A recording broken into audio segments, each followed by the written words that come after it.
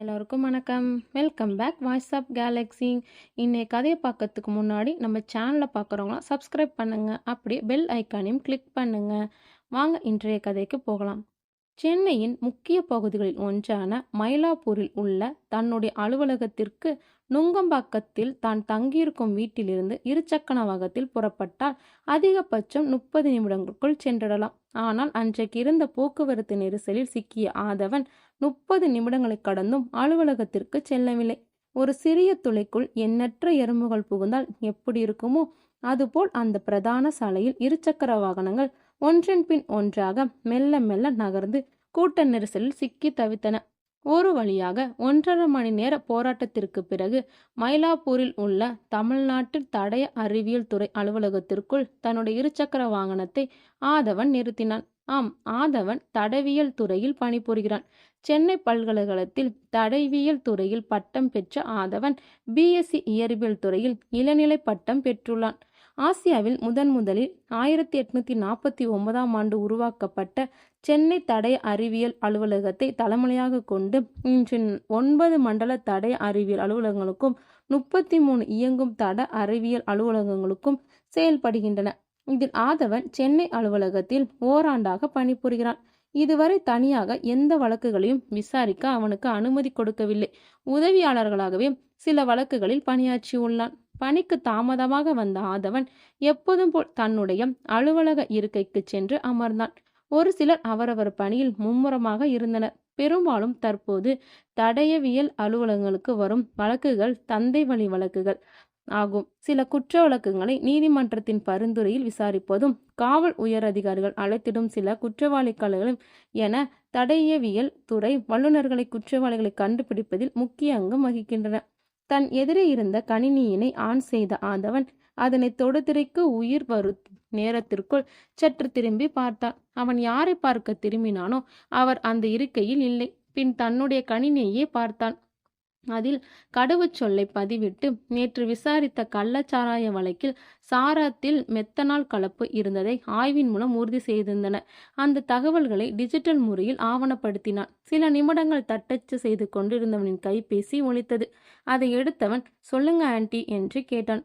டேய், நீரஜா என்ன பண்றா என்று அந்த பக்கம் இருந்த பெண் கேட்டிட, இதை நீங்க உங்க பொண்ணுகிட்டேயே ஃபோன் பண்ணி கேட்க வேண்டியதானே என்று ஆதவன் கேட்டிட, டேய் பார்த்து சொல்லடா, காலையிலே அவ சாப்பிடல என்று அந்த பக்கம் இருந்து பேசிய நீரஜாவின் தாய் குரலில் தாய்மையின் தவிப்பு தெரிந்தது. ஆன்ட்டி, அவளோட சீட்ல அவளை காணோம். நானும் வந்த உடனே பார்த்தேன். இல்லை, என்கிட்டே 2 நாளாக பேசல, சண்டை போட்டுட்டா. ஆனாலும் நான் வெக்கமே இல்லாம பேசிட்டு தான் இருக்கேன், கண்டுக்கவே மாட்றா என்று ஆதவன் கூறிட, டேய், லவ் பண்ற பொண்ணை இம்ப்ரெஸ் பண்றேன்னு அந்த பொண்ணோட அம்மா கிட்ட சொல்ற முதல் நாள் நீயாதாண்டா இருப்ப.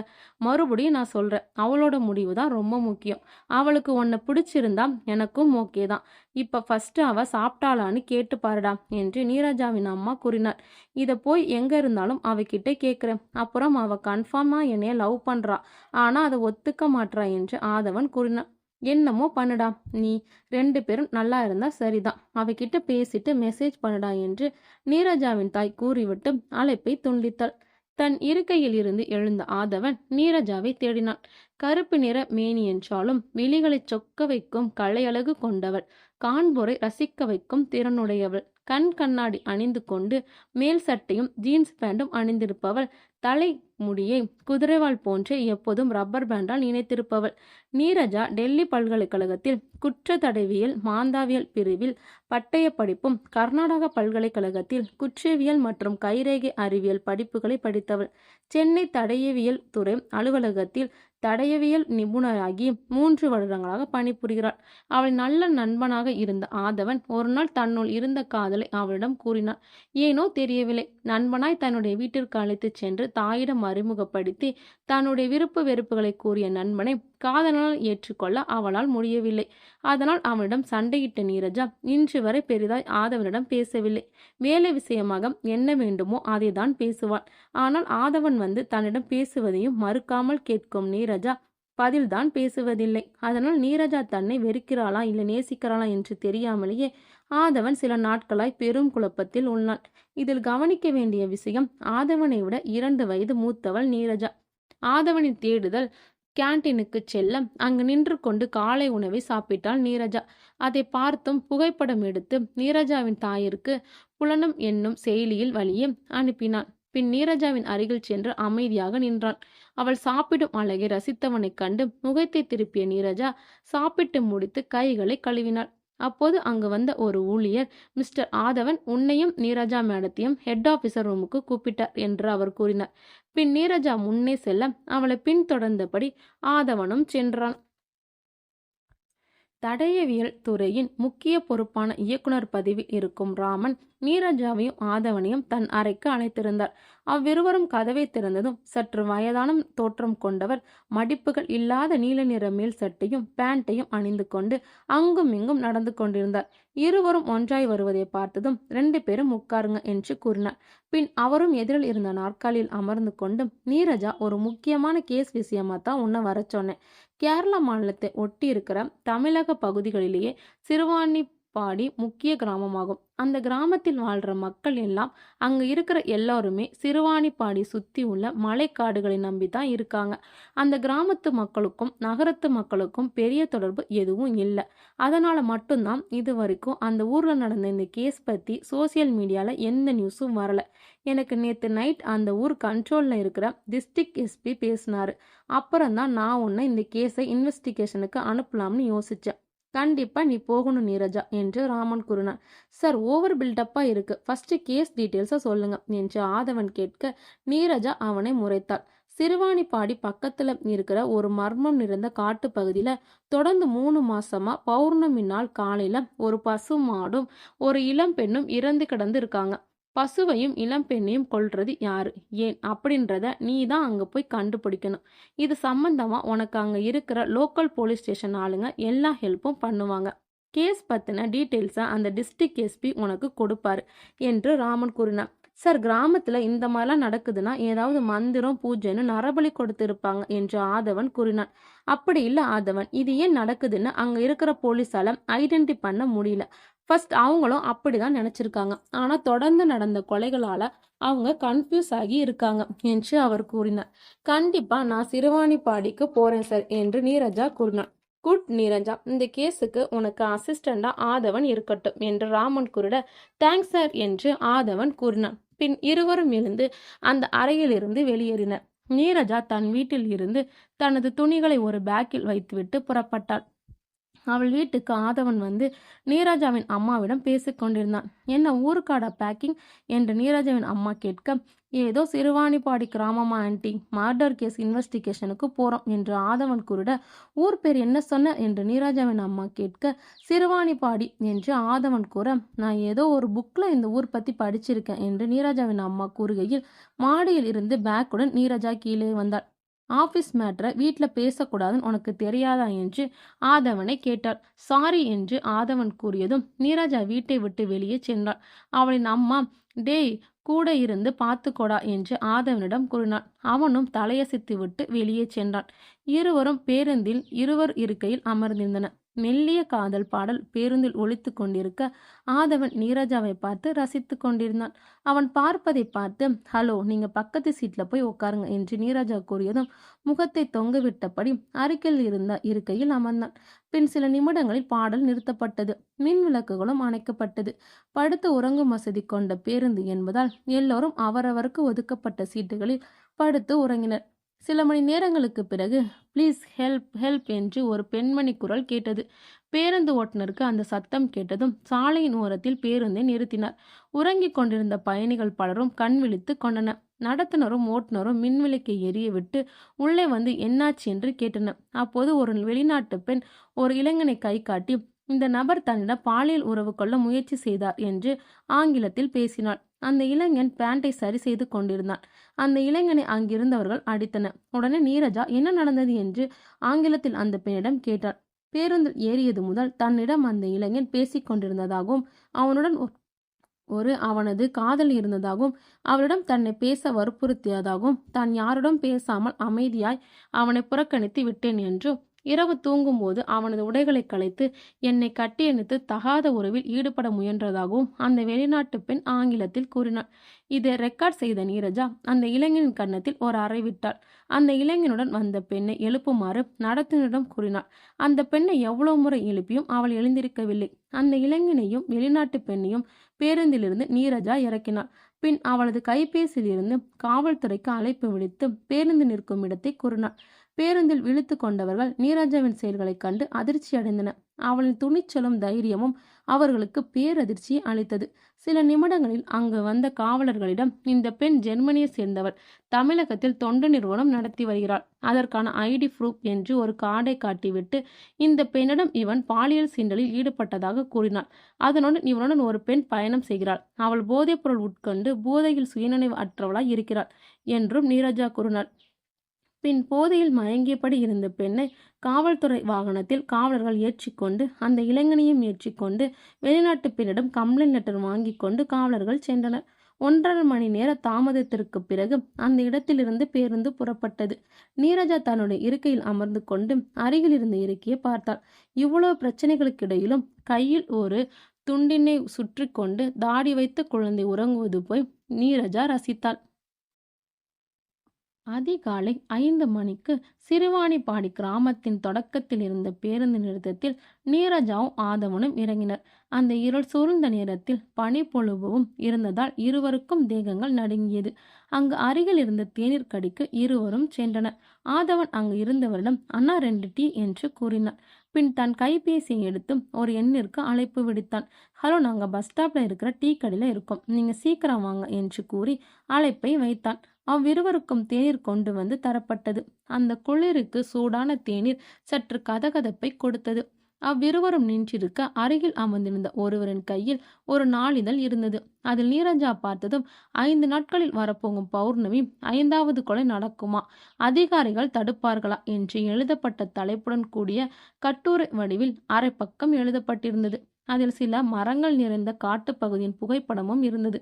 அதையும் நீரஜா பார்த்தாள். அங்கு அமர்ந்திருந்த ஒருவர், இது என்ன இலவுனே தெரியல, தொடர்ந்து பௌர்ணமியில கொலைகள் நடக்குது, அதுவும் அந்த ஆள் நடமாட்டம் இல்லாத காட்டுக்குள்ள, இந்த போலீஸ்காரனுங்க வேற எதையும் கண்டுபிடிச்ச பாடில்ல என்று கூறினார்கள். ஆமா யோ, இந்த போலீஸ்காரனுங்களுக்கெல்லாம் பயம், அந்த காட்டுக்குள்ள போய் சீக்கு வந்து செத்து போட்டா என்ன பண்ணுவானுங்க என்று மற்றொருவர் கூறினார்.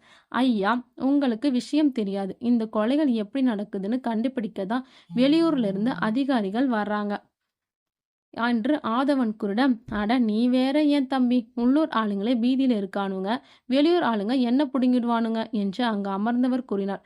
அதுவும் சரிதான், அவ்வளோ மோசமான காடா அது என்று ஆதவன் கேட்க, ஆமாப்பா, எனக்கு வயசு 63 ஆகுது, நானே இது வரைக்கும் அந்த காட்டுக்குள்ள போனதில்லைன்னா பார்த்துக்கோ, நான் என் அனுபவத்துல வேற யாரும் போனதா கேள்விப்பட்டதும் இல்லை என்று அவர் கூறினார். ஓ அப்படியா என்று ஆதவன் கேட்க, ஒரு வெள்ளை நிற கார் வந்து நின்றது. அதிலிருந்து 40 வயதை தாண்டிய ஒருவர் சிறிய தொப்பையுடன் நீல நிற கோடு போட்ட முழுக்கை சட்டையுடன் கருப்பு நிற பேண்டும் அணிந்தபடி இறங்கிய காவலர் அங்கு நின்றிருந்த நீரஜா ஆதவன் இருவருக்கும் சல்யூட் அடித்தார். பின் நீரஜா தேநீர் டம்ளரை அங்கு வைத்ததும் ஆதவனும் கையில் இருந்த தேநீர் டம்ளரை வைத்துவிட்டு காசு கொடுத்தான். காரில் வந்த காவலர், சார் காசு நான் கொடுத்துக்கிறேன் என்று கூறுகையில் ஆதவன் சிறிது சிரித்துவிட்டு 20 ரூபாயை கொடுத்தான். பின் இருவரும் அந்த காரில் ஏறிட செல்கையில் அமர்ந்திருந்த நபர், சார் நீங்க 2 பேர் யாரு என்று ஆதவனிடம் கேட்டார். நாங்க தான் அந்த கொலை ஏன் எப்படி நடக்குதுன்னு கண்டுபிடிக்க வந்திருக்க வெளியூர்காரங்க என்று கூறிவிட்டு சிரித்தான். காரின் பின் இருக்கையில் இருவரும் அமர்ந்திருக்க அந்த கார் செல்லும் வழிகளை எல்லாம் பார்த்து கொண்டே சென்றனர். கிராமத்திற்கு உள்ளே காரின் பயணம் நீண்டு கொண்டே போனது. ஆதவனுடனே, சார் என்னோட பேர் ஆதவன், மேமுக்கு அசிஸ்டன்ட் இந்த கேஸ்ல, உங்க பேர் என்ன என்று கேட்டார். சார் என் பேர் மாயி, P7 ஸ்டேஷன்ல பிசியா இருக்கேன் சார். இதோ ஊர் தான் சார், இது எங்க ஸ்டேஷன் டிரைவர் பேரு கருப்பு என்று பிசி மாயி தன்னுடன் இருந்த டிரைவரையும் அறிமுகப்படுத்தினர். பின் சில நிமிடங்களில் கார் ஒரு ஓட்டு போட்ட வீட்டின் முன் நின்றது. காரில் இருந்து இருவரும் இறங்கினர். காரை ஓட்டி வந்தவர் இறங்கி வீட்டின் கதவை திறந்தார். பிசி மாயி, சார் இந்த ஊர்ல எல்லா வசதியும் கொண்ட வீடு இதுதான் சார், நீங்க இங்கேயே தங்கிக்கலாம், இப்போ 2 பேரும் ஃப்ரெஷ் ஆயிடுங்க சார், நம்ம ஸ்டேஷன் போவோம் என்று கூறினார். பின் ஆதவன் தன்னுடைய பேக்கை எடுத்துக்கொண்டு உள்ளே சென்றான். தன்னுடைய கைபேசிக்கு சார்ஜ் போட்டுவிட்டு வீட்டை சுற்றி பார்த்தான். ஒரு அறையில் நீரஜா தன்னுடைய பொருட்களை வைத்துவிட்டு அங்கிருந்த மெத்தையில் படுத்தாள். சில நிமிடங்களில் ஆதவன் கைபேசி ஒலிக்கும் சத்தம் கேட்டு மெத்தையிலிருந்து நீரஜா எழுந்து வெளியே வந்தாள். சார்ஜில் இருந்த அவனது கைபேசி எடுத்து பார்த்தாள். சுமி பாப்பா என்ற வார்த்தைகள் வந்தன. அந்த அழைப்பை நீரஜா எடுத்தாள். ஹலோ சுமி, நான் நீரஜா பேசுறேன். உங்க அண்ணன் எங்கேயோ வெளியில போயிருக்கான். மொபைலை சார்ஜ் போட்டுட்டு என்று நீரஜா கூறினான். அக்கா, அம்மாவை ஹாஸ்பிட்டல் கூட்டிட்டு வந்தேன். மெடிக்கல்ல கொஞ்சம் காசு தேவைப்படுது. அதான் எனக்கு அக்கௌண்ட்ல காசு அனுப்ப சொல்லி கேட்க ஃபோன் அடிச்சேன் என்று கூறினாள். சரி, எவ்வளோ வேணும் என்று நீரஜா கேட்டுறான். 300 அக்கா என்று சுமி கூறிட, நான் அனுப்பி வரேன். அவன் வந்த உடனே உனக்கு கால் பண்ண சொல்றேன் என்று பேசிவிட்டு நீரஜா அழைப்பை துண்டித்தாள். பின் தன் அறையில் இருந்த கைபேசியை எடுத்து 500 ரூபாயை இணைய செயலில் அனுப்பிவிட்டு தன் அறையில் இருந்த குளியறையில் குளிக்கச் சென்றாள். குளித்து முடித்துவிட்டு வெள்ளை நிற சட்டை, நீல நிற பேண்ட் அணிந்து கொண்டு நீரஜா தயாராகினாள். அவள் அறையில் இருந்து வெளியே வந்தாள். அங்கு ஆதவன் தலையை சீவிக் கொண்டிருந்தான். தலையை சீவனது போதும். சுமி ஃபோன் பண்ணி இருந்தா. கால் பண்ணி என்னன்னு கேளு என்று நீரஜா யாரிடமோ பேசுவது போல் கூறினாள்.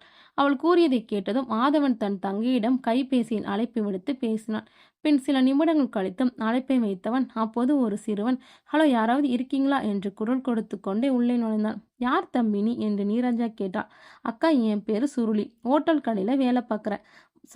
மாயி சார் தான் ஓட்டு வீட்டில் 2 பேர் இருக்காங்க. சூடா இட்லி கொடுக்க சொன்னார் என்று கூறிக்கொண்டே தன் கையில் வைத்திருந்த பார்சல்களை அங்கிருந்து மேசையில் வைத்தான்.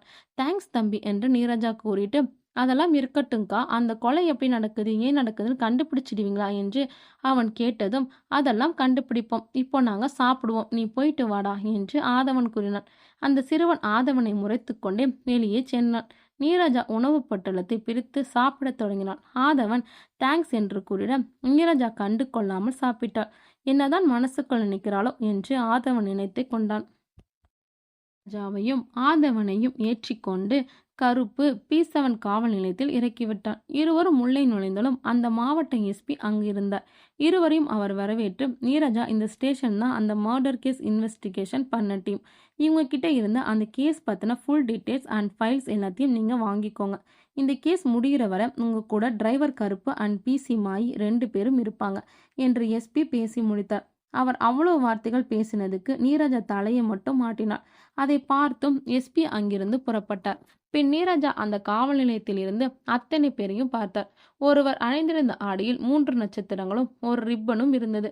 அவரின் அருகில் சென்று, நீங்க தான் இன்ஸ்பெக்டரா? இந்த ஸ்டேஷனோட எல்லா போலீஸும் இங்க இருக்காங்களா என்று கேட்டிட, இருக்காங்க என்று அவர் கூறினார். இந்த கேஸ்ல எனக்கு ஒரு சின்ன டவுட் இருக்கு. 3 மாசமா ஒரு பசுவும் ஒரு இளம் பெண்ணும் காட்டு பகுதியில் இறந்து கிடந்திருக்கு.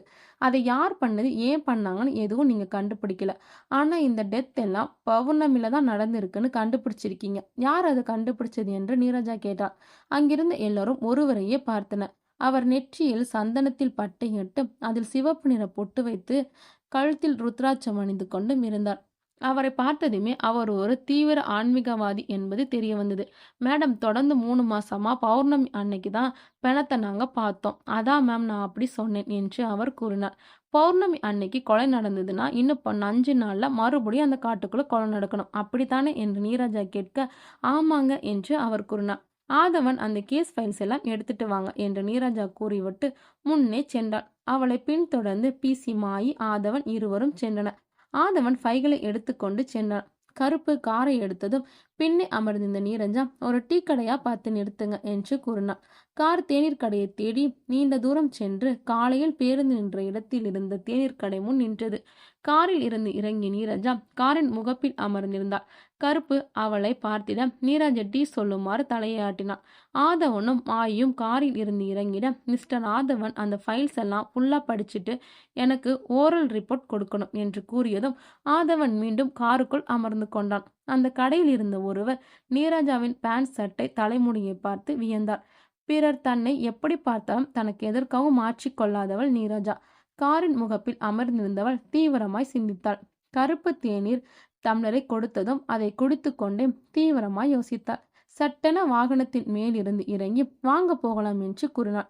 உடனே கருப்பு வேகமாய் ஓடிப்போய் டம்ளரை கடையில் கொடுத்துவிட்டு காரை வந்து இயக்கினாள். உங்களுக்கு 3 மாசமா டெட் பாடி கிடைச்ச ஸ்பாட்டுக்கு போங்க என்று நீரஜா கூறியதும் கருப்பு சற்று பயத்துடன் காரை இயக்கினான். மரங்கள் நிறைந்தது. பச்சை நிறம் அடர்த்தியாக பார்த்தாலே பயத்தை அளிப்பது போல் விசாலமாக காடு படர்ந்திருந்தது. ஆதவன் ஃபைல்களை முழுவதும் படித்து முடித்தான். காரில் இருந்து நீரஜா இறங்கி காட்டை பார்த்தாள். இதுல டெட் பாடிஸ் எங்க இருந்தது என்று நீரஜா கேட்டதும், மாயி மேம் அதோ அந்த இடத்துல என்று வலது கையில் ஆள்காட்டி விரலால் இடத்தை காட்டினார். ஏன் அங்க போக மாட்டீங்களா என்று நீரஜா கேட்டிட, காட்டுக்குள்ள இதுவரை யாரும் போனதில்லை மேம், அப்படி போனவங்க திரும்பி வந்ததும் இல்லை என்று மாயி கூறியதும் அவரை முறைத்து பார்த்த நீரஜா, உங்களை காட்டுக்குள்ள போக சொல்லல, டெட் பாடி இருந்த இடத்த மட்டும் கிட்ட வந்து காட்டுங்க என்று நீரஜா கூறி அவரை அழைத்து கொண்டு சென்றாள். அங்கு ஒரு இடத்தில் மாயி நின்று, இதுதான் மேம் டெட் பாடி கிடந்த இடம் என்று கூறியதும் நீரஜா அங்கும் இங்கும் நடந்தாள்.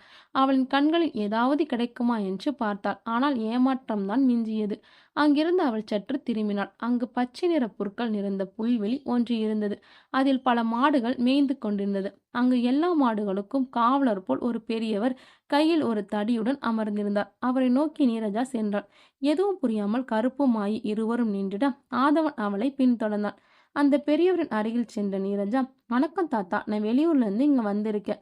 இந்த இடத்துல 3 மாசமா பௌர்ணமி அன்னைக்கு ஒரு பசுமாடும் பெண்ணும் செத்து கிடந்தது இருக்காங்களாமே, அதை பத்தி உங்களுக்கு ஏதாவது தெரியுமா என்று கேட்டாள். அங்க செத்து கிடந்தது பத்திலாம் எனக்கு எதுவும் தெரியாது. இங்க மாடு ஓட்டிட்டு வந்து விட்டுருவாங்க. அவங்க மாடு காட்டுக்குள்ள போகாம இருக்க என்னைய பார்த்துக்க சொல்லுவாங்க. சில பேர் அவங்களே மாட்டுக்கு பாதுகாப்பா இங்கேயே இருப்பாங்க. எனக்கு வீடு இங்கேயே இருக்கிறதால இந்த வேலையை எனக்கு கொடுத்து அரிசி உப்பு மிளகான்னு சமைக்க சாமானும் கொடுக்குறாங்க என்று பெரியவர் கூறினார். சரிங்க ஐயா, இந்த காட்டுக்குள்ள போக போலீஸ்காரங்களே பயப்படுறாங்களே, ஏன் அதை பத்தி ஏதாவது தெரியுமா என்று நீரஜா கேட்டிட, எல்லாரும் ஏன் பயப்படுறாங்கன்னு தெரியல, ஆனா எனக்கு தெரிஞ்சதை சொல்றேன் என்று பெரியவர் தொடர்ந்து பேசத் தொடங்கினார். இந்த காட்டுக்குள்ள நிறைய புதைக்குழிங்க ரொம்ப பெரிய அளவுல இருக்கும்னு சொல்றாங்க. இதனாலேயே காட்டுக்குள்ள போன நிறைய பேர் இறந்துட்டாங்கன்னு ஊர்க்காரங்க நம்புறாங்க என்று பெரியவர் கூறிட, காட்டுக்குள்ள சில இடங்கள்ல புதைக்குழி இருக்கிறது சகஜம்தானே என்று நீரஜா கேட்க, சகஜம்தான், அதுல எனக்கு தெரிஞ்சு ஒரு 2 பேர் மாட்டிக்கிட்டு செத்துருப்பாங்க. அந்த கொடூரமான சாவை கண்ணால சிலர் பார்த்துருக்காங்க. ஆனா முழுக்க முழுக்க அது மட்டுமே காரணமா இருக்காது. இந்த காட்டுக்குள்ள வேற ஒண்ணு இருக்கு. இது வரைக்கும் யாரும் அதை பார்த்தது இல்லைன்னு சொல்றாங்க என்று பெரியவர் கூறும்போதே நீரஜாவுடனே என்னது என்று ஆர்வத்துடன் கேட்டாள். முன்னொரு காலத்தில் சித்தர்கள் வாழ்ந்த இடமா இந்த காடு இருக்கு. இவங்க தவ வாழ்க்கையில இருந்த சித்தர்கள் தங்களின் அபூர்வ சக்தியின் வெளிப்பாடாய் இந்த காட்டுக்குள்ள இருக்கிற ஒரு குகைக்குள்ள நிறைய தங்க காசுகள் செய்து வைத்திருப்பதாகவும், அந்த தக்க காசுகளை தீயெண்ணத்துடன் அபகரிக்க வருவோர்களிடம் இருந்து பாதுகாக்கவே ஒரு பாம்புக்கு பெரும் சக்தி கொடுத்துட்டு போனதாகவும் சொல்றாங்க. அந்த பாம்பு தான் காட்டுக்குள்ள போனவங்கள சாகடிச்சிடுச்சுன்னு நம்புறாங்க என்று பெரியவர் கூறி முடித்தார். அதை கேட்ட நீரஜா சற்று மௌனமா இருந்தார். பின் சரிங்க பெரியவரே, நான் இப்ப கிளம்புறேன், உங்க வீடு எங்க இருக்குன்னு நீரஜா கேட்கார். அவர் அமர்ந்திருந்த இடத்தில் இருந்து சற்று மேற்கே ஒரு கூரை வீடு மூங்கில் கோழிகளுக்குள் மேல் அந்தரங்கத்தில் இருந்தது. அதை காட்டி அதுதான் என் வீடு என கூறினார். பின் அங்கிருந்து நீரஜா புறப்பட்டார். கருப்பு காரை ஓட்டிக்கொண்டு எங்கு செல்வது என தெரியாமல் பொறுமையாய் இயக்கினான். நீரஜா உடனே வீட்டுக்கு போங்க என்று கூறினாள். பின் கார் வேகமாய் சென்று வீட்டில் நின்றது. காரில் இருந்து இறங்கிய நீரஜா நேராக வீட்டிற்குள் சென்றாள். ஆதவனும், சார் உங்க நம்பர் கொடுங்க, ஏதாவது ஒண்ணுனா கால் பண்றேன், இப்ப நீங்க ஸ்டேஷன் போங்க என்று மாயியிடமும் கருப்பிடமும் கூறினான். நம்பரை வாங்கி கொண்டு ஆதவன் வீட்டிற்குள் நுழைந்தான். நீரஜா அறைக்குள் இருந்து வெளியே வந்து அங்கிருந்த நாற்காலியில் அமர்ந்தாள். சிறிது நேரம் அமைதியாய் இருந்தாள். பின் நீரஜா, கேஸ் ஃபைல்ஸ் பத்தி என்ன படிச்ச என்று ஆதவனிடம் கேட்டாள். 3 முறையும் 2 டெத் பாடியும் ஒரே இடத்துல தான் கிடைச்சிருக்கு. ஒவ்வொரு முறையும் பாடியை ஃபர்ஸ்ட் பார்த்தது அங்க மாடு மேய்க்க வந்தவங்க தான்.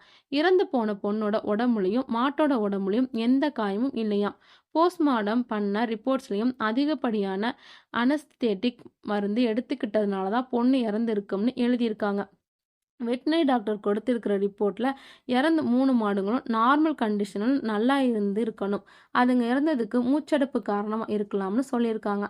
மற்றபடி இந்த ஸ்டேஷன் போலீஸ்காரங்க இந்த கேஸ் பத்தி எந்த டீட்டெயில்ஸும் கலெக்ட் பண்ணல என்று ஆதவன் கூறி முடித்தான்.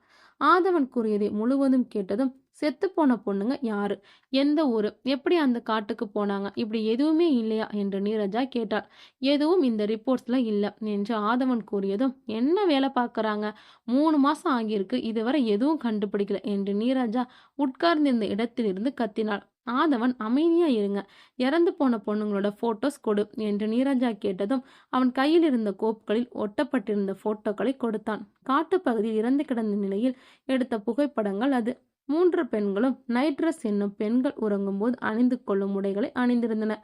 அந்த புகைப்படங்களை பார்த்ததும் நீரஜா சிந்தித்தாள். மிஸ்டர் ஆதவன், இந்த 3 பொண்ணுங்க யாரு, எந்த ஊருன்னு விசாரிங்க. இவங்க எல்லாரும் ரிச் கேர்ள்ஸ் மாதிரி இருக்காங்க. எப்படி இவங்க சிறுவாணிபாடிக்கு வந்தாங்கன்னு கண்டுபிடிங்க என்று நீரஜா கூறினாள்.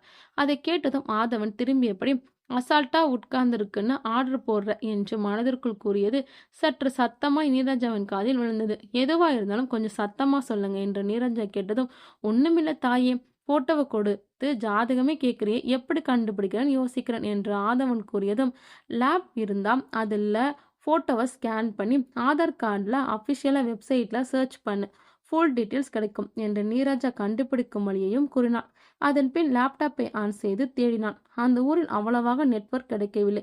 தேடு பொருள் இணையதளம் சுற்றி கொண்டே இருந்தது. தொடுதிரையை கவனித்ததில் படியிருந்ததால் ஆதவனை அலட்சியமாய் பார்த்துவிட்டு நீரஜா அறைக்குள் சென்றார். பின் சில நிமிடங்கள் சென்ற நிலையில் சுருளி கையில் உணவு பார்சலுடன் வீட்டிற்குள் நுழைந்தார். நீரஜா தனது முதல் நாள் பணியில் என்னவெல்லாம் நடந்தது என்று ராமனிடம் கூறினார். சுருளி மலை பார்த்து புன்னகைத்தாள். ஆதவன் அந்த லேப்டாப் முன்னே அமர்ந்திருந்தான். நீரஜா ராமனிடம் பேசி முடித்துவிட்டு கைபேசி அணைத்தாள்.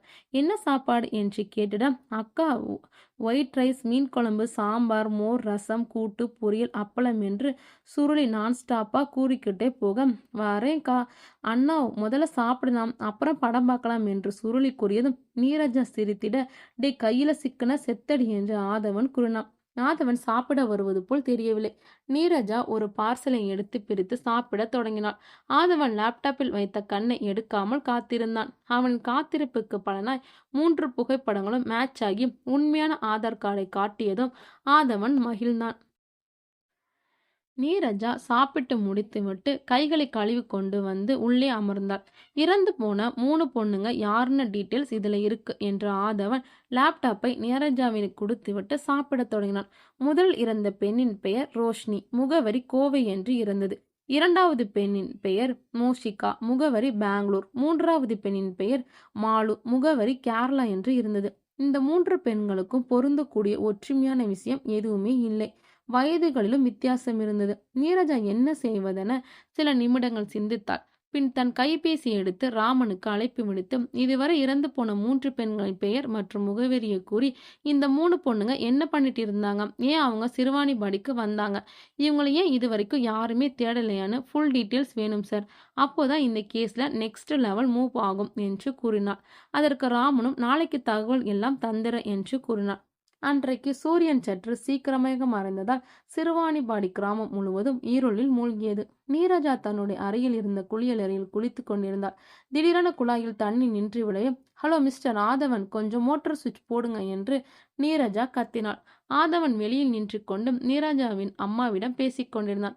சரிங்க ஆண்டி, உங்க பொண்ணு என்னை கூப்பிட்றா, என்னன்னு போய் கேட்குறேன், சுமி வீட்டுக்கு வந்தா கொஞ்சம் பார்த்துக்கோங்க ஆண்டி என்று கூறிவிட்டு அழைப்பை துண்டித்தான். அவன் அறைக்கு வெளியே நின்று என்ன வேணும் என்று கேட்டான். மோட்டார் சுவிட்ச் போட்டுவிடு என்று நீரஜா கூறியதும் ஆதவன் மோட்டார் சுவிட்சை போட்டுவிட்டான். பின் சில நிமிடங்கள் கழித்து நீரஜா தன் அறையிலிருந்து வெள்ளை நிற சட்டை பேண்ட் அணிந்து கொண்டு வெளியே செல்வது போல் வந்து நின்றாள். நாற்காலில் அமர்ந்திருந்த ஆதவன் அவளை பார்த்ததும் கோவிலுக்கு போகணும், ரெடியாக என்று கூறினாள்.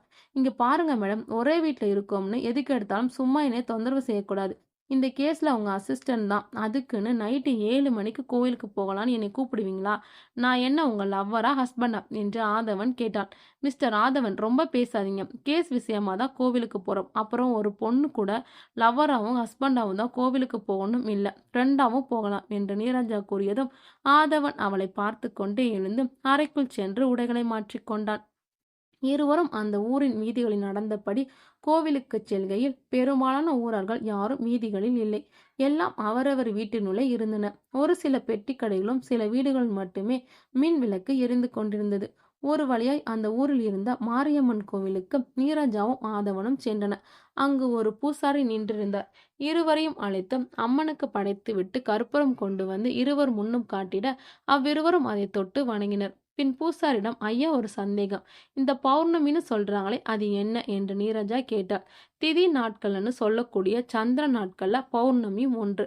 அன்றைய நாள் நிலா முழுவதுமா தெரியும். அதுக்கடுத்து ஒவ்வொரு நாளும் நிலா தேய்ந்து ஒரு நாள் முழுவதும் மறையும். அந்த நாள் அமாவாசை. மறுபடியும் நிலா ஒவ்வொரு நாளும் மலர்ந்து பௌர்ணமி அடையும். இந்த 2த்துக்கும் இடைப்பட்ட நாட்கள் 15. அந்த நாட்கள் ஒவ்வொன்றும் பிரதமை, துதியை, சதுர்த்தி, பஞ்சமி, சஷ்டி, சப்தமி, அஷ்டமி, நவமின்னு ஒவ்வொரு நாளும் ஒவ்வொரு சிறப்பை பெற்றிருக்கும். அமாவாசையை நோக்கி செல்லும் நாட்கள் தேய்பிறை திதிகள் என்றும், பௌர்ணமி நோக்கி நகரும் நாட்கள் வளர்பிறை திதிகள் என்றும் சொல்லலுண்டு. எந்தெந்த நாட்கள்ல என்னென்ன நாட்கள் காரியம் பண்றதெல்லாம் பஞ்சாங்கம் பார்த்து முடிவு பண்ணணும். இதே மாதிரி சித்ரா பௌர்ணமி, வைகாசி பௌர்ணமி, ஆனி பௌர்ணமி, ஆடி பௌர்ணமி, ஆவணி பௌர்ணமி, புரட்டாசி பௌர்ணமி, ஐப்பசி, கார்த்திகை, மார்கழி, தை, மாசி, பங்குனி என ஒவ்வொரு மாசமும் வரக்கூடிய பௌர்ணமியும் தனி சிறப்பு உடையது. அதற்கேற்ற மாதிரி பிரார்த்தனைகள் பண்ணணும் என்று அவர் தொடர்ந்து கூறிட, ஐயா, அந்த பௌர்ணமி நாள்ல கொலைகள் நடக்கிறதா இந்த ஊர்ல சொல்றாங்களே, அதை பத்தி நீங்க என்ன நினைக்கிறீங்க என்று நீரஜா கேட்டுட, இந்த ஊர்ல இது ஒன்றும் புதுசு இல்லை. இப்போ 3 மாசமா காட்டு பகுதியில பிணங்கள் கிடத்திருக்கு. ஆனா ரொம்ப வருஷங்க முன்னாடில இருந்தே பௌர்ணமி நாட்கள்ல இந்த ஊரை ஓட்டி போற தேசிய நெடுஞ்சாலையில் நிறைய விபத்துகள் நடந்து உயிர் பலி ஆயிருக்கு. ஏன் இன்னமும் அந்த மாதிரிலாம் நடக்குது. அது போலதான் இந்த காட்டுக்குள்ள இறந்து போனவங்களும். இதுல என்ன ஆச்சரியம்னா, வாயிலா ஜீவன் பசு, அதை போய் தீய சக்திகள் ஏன் கொல்லணும் என்று பூசாரி சோகமாய் முடித்தார். ஐயா, அந்த கொலைகள்ல ஏன் நடக்குது, அதெல்லாம் யார் பண்றது என்று நீரஜா கேட்டதும், எல்லாம் தீய சக்திகள் தான். பௌர்ணமி நாட்கள்ல பொதுவாகவே எல்லாருக்கும் சக்திகள் அதிகரிக்கும். அதுலயும் தவம் இருக்கும் மனிதர்களுக்கும் அந்த சக்தி அதிகமாகும். இதே போல தீய சக்திகளுக்கும் பௌர்ணமி நாட்கள சக்தி அதிகமாகும் என்று அவர் கூறினார். ரொம்ப நன்றி ஐயா, நாங்க கிளம்புறோம் என்று ஆதவன் கூறிவிட்டு, வா போகலாம் என்று நீரஜாவை அழைத்து கொண்டு வெளியே சென்றான். அந்த ஆள் சொல்றதை கேட்டா நம்ம முழு பைத்தியமா ஆகிடுவோம் என்று ஆதவன் கூறிட, அப்படிலாம் இல்ல, அவருக்கு தெரிஞ்சதை அவர் சொல்றாரு. உனக்கு தமிழ் மாதங்களோட பேரெல்லாம் தெரியுமா என்று நீரஜா கேட்டார். பின் இருவரும் அமைதியாய் வீதியில் நடந்து சென்றனர். அப்போது வீதியில் அக்கா என்ற குரல் கேட்டது. நீரஜா திரும்பி பார்க்கையில் சுருளி நின்று கொண்டிருந்தான். அக்கா, இங்க வாங்க, இதான் ஹோட்டல், சாப்பிட்டு போயிடுங்க என்று கூறினார். பின் இருவரும் அந்த கடைக்குள் நுழைகையில் ஒரு மேஜில் அமர்ந்திருந்த நபர், வாங்க மேம், வாங்க சார் என்று வரவேற்றார். இருவரும் சிரித்து கொண்டே உள்ளே நுழைகையில் அங்கு ஏற்கனவே தலைமுடி நீளமாய் வைத்துக்கொண்டு ஒரு இளைஞனும், அவன் அருகில் 40 வயதுக்கு மேல் இருக்கும் ஒரு நபரும் அமர்ந்து பரோட்டா சாப்பிட்டு கொண்டிருந்தனர். நீரஜாவும் ஆதனும் அவர்களுக்கு அருகில் இருந்த மேஜையில் அமர்ந்ததும் 2 இலைகளை கொண்டு வந்து வைத்தான் சுருளி. என்னக்கா வேணும் என்று கேட்டான். 2 தோசை என்று நீரஜா கூறியதும், எனக்கும் 2 தோசை, ஒரு ஆம்லெட் என்று ஆதவன் கூறினான். உடனே சுருளி போய் மாஸ்டரிடம் கூறினான். அவர்களுக்கு அருகில் அமர்ந்திருந்த 2 பேரும் சாப்பிட்டு முடித்துவிட்டு எழுந்து வெளியே சென்றனர். நுழைவாயிலில் உட்கார்ந்திருந்த முதலாளியிடம் பணம் கொடுக்கையில், யார் இது என்று 40 வயது உடைய நபர் கேட்க, புதுசா இந்த ஊருக்கு வந்திருக்கிற விசாரணா ஆபீசர் என்று கூறிட, இருவரும் வெளியே செல்கையில் நீல முடியுடன் இருந்த இளைஞன் அமர்ந்திருந்த இருவரையும் பார்த்து கொண்டே 2 சக்கர வாகனத்தில் புறப்பட்டான். ஆதவனும் நீரஜாவும் சாப்பிட்டு முடித்துவிட்டு கைகளை கழுவிக்கொண்டு முதலாளியிடம் பணம் கொடுக்க சென்றதும், ஐயோ சார், நீங்க காசு எதுவும் தர வேண்டாம், மாய் ஏற்கனவே உங்க 2 பேருக்கும் சாப்பாடு கொடுக்க சொல்லி காசு கொடுத்து இருக்காரு என்று முதலாளி கூறினார். சிரித்து கொண்டே ஆதவன் வெளியே வர நீரஜா சுருளியை பார்த்து கை அசைத்து விட்டு இருவரும் வீட்டிற்கு சென்றனர். அன்று இரவில் தூங்கி எழுந்த நீரஜாவும் ஆதவனும் காலையில் வெளியே அமர்ந்திருந்தனர். நீரஜா இன்று என்ன செய்வதென சிந்தித்துக் கொண்டிருந்தார். அப்போது கருப்பு வாகனத்துடன் வீட்டு வாசலில் வந்து நின்றதும் சில நிமிடங்கள் நீரஜா புறப்பட்டாள். பின் இருவரும் அந்த வாகனத்தில் ஏறினர். எங்கு செல்வதென தெரியாமல் நீரஜா டீக்கடைக்கு செல்லுமாறு கூறினாள். தேநீர் கடையில் நின்றிருந்த காரின் மீது நீரஜா அமர்ந்து கொண்டு கையில் தேநீர் டம்ளரோடு சிந்தித்துக் கொண்டிருந்தாள். அவள் அருகில் ஆதவன் நின்று கொண்டிருந்தான். அப்போது சட்டென நீரஜா தன் கைபேசி எடுத்து ராமனுக்கு அழைப்பு விடுத்து, சார், அந்த 3 பொண்ணுங்களை பத்தி விசாரிக்க சொன்னேன்ல, என்னாச்சு என்று கேட்டாள். கோவை பொண்ணு ரோஷினி சென்னையில் இருக்க காலேஜில் படிச்சுட்டு இருந்திருக்கா. அவளோட வீட்டில் இருந்து கால் பண்ணி பார்க்கும்போது ஃபோன் எடுக்கல. ஸோ காலேஜுக்கு வந்து அவங்க வீட்டு ஆளுங்களை விசாரிக்கும் போது தான் தெரியுது அவள் காலேஜ் ஹாஸ்டல்ல இருந்து காணாம போனது. அதை பத்தி A12 ஸ்டேஷன்ல கம்ப்ளைண்ட் பண்ணி இருக்காங்க. போலீஸ் விசாரிச்சல அந்த பொண்ணு லாஸ்டா கேம்பஸ் விட்டு போகும்போது வீட்டுக்கு போறதா சொல்லியிருக்கா. ஆனா இது வரைக்கும் அவ எங்க போனான்னு அவங்க யாருக்கும் தெரியல. அடுத்து மோஷிகா பிறந்து வளர்ந்தது எல்லாம் பெங்களூர்ல. ஆனா சென்னையில வந்து ஒர்க் பண்ணியிருக்கா.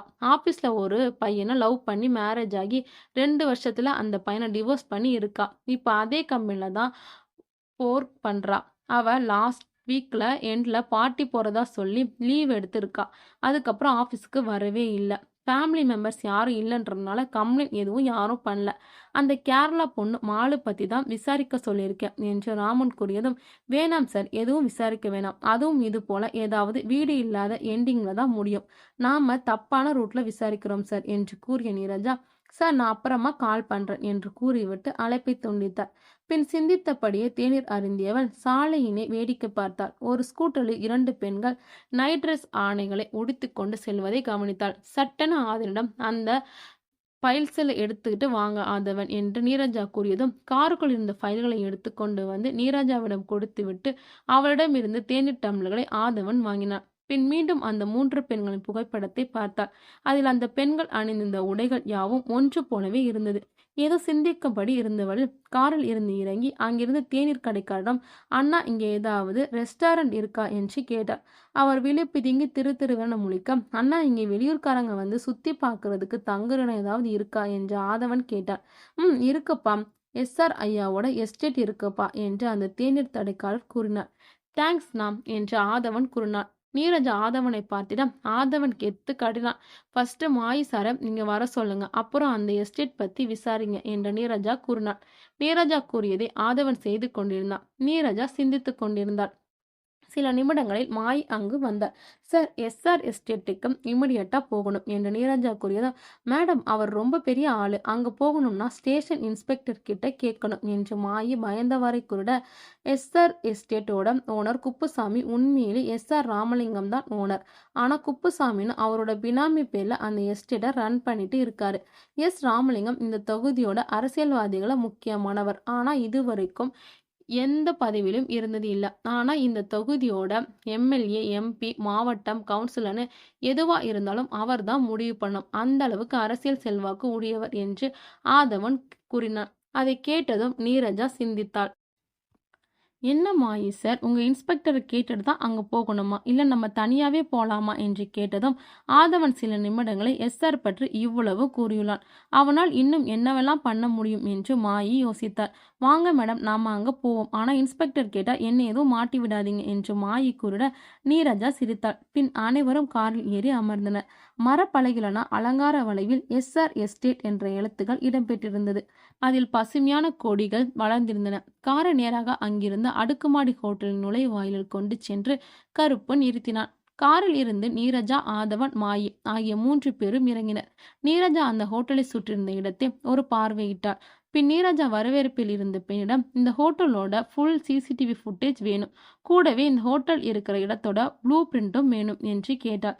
நீங்க யாரு மேம் என்று அந்த பெண் கேட்டிட, மாயி, இவங்க மர்டர் கேஸ் இன்வெஸ்டிகேஷன் வந்திருக்க ஸ்பெஷல் ஆஃபீஸர் என்று கூறினார். சார், யாரா இருந்தாலும் எங்க ஓனர் சொன்னாதான் சார் சிசிடிவி ஃபுட்டேஜ் எல்லாம் காட்ட முடியும் என்று அந்த பெண் கூறியதும் நீரஜா ஆதவனை பார்த்திட, ஆதவன் தன்னுடைய டிபார்ட்மெண்ட் ஹெட் ராமனுக்கு அழைப்பு விடுத்து நடப்பவற்றை கூறினார். நீரஜா அது வரைக்கும் அந்த பெண்ணை யாரிடமும் பேச விடாமல் கேள்வி மேல் கேள்வி கட்டி கொண்டிருந்தாள். சில நிமிடங்களில் அந்த எஸ்ஆர் ரெஸ்டாரண்ட் ஓனர் குப்புசாமி அங்கு வந்து, என்ன மேம் உங்களுக்கு வேணும் என்று கேட்டார். உங்க ஹோட்டல்ல கொஞ்சம் செக் பண்ணணும் என்று நீரஜா கூற, ஓ, தாராளமா பண்ணுங்க என்று குப்புசாமி கூறினார். பின் சிசிடிவி ஃபுட்டேஜ் இருந்த அறைக்குள் ஆதவனும் நீரஜாவும் நுழைந்தனர். அந்த காலேஜ் பொண்ணும் ரோஸ்னி என்னைக்கு காலேஜிலிருந்து வெளியே வந்தாலும் அன்றைய டேட்ல இருந்து செக் பண்ணுங்க என்று நீரஜா கூறியதும் ஆதவன் திரு திருவென முழித்தான். ஓ, உங்களுக்கு தெரியாதுல என்று நீரஜாவை கூறிக்கொண்டு தன் கைபேசிக்கு ராமன் அழைப்பு இருந்த ஃபைல்களை ஓபன் செய்து தேதியை பார்த்து கூறினாள். அந்த தேதியில் இருந்து மடிக்கணியில் பார்க்கப்பட்டது.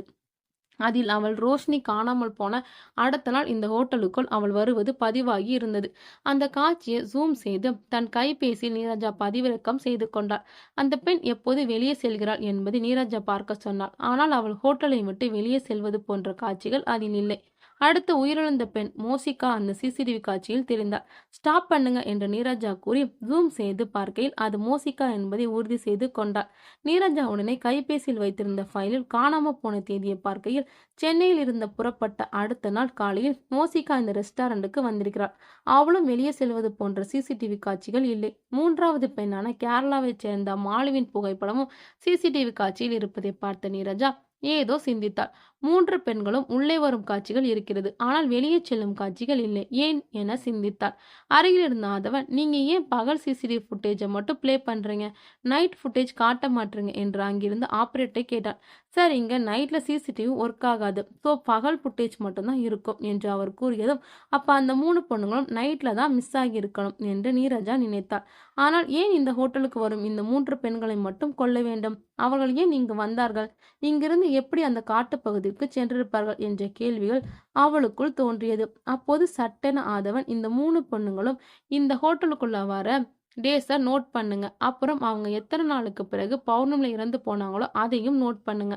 இன்னும் 4 நாள்ல பௌர்ணமி வருது. அப்போ இந்த ஹோட்டலுக்கு வந்த எந்த பொண்ணு சாக போகுதுன்னு கண்டுபிடிக்கணும் என்று நீரஜா கூறினாள்.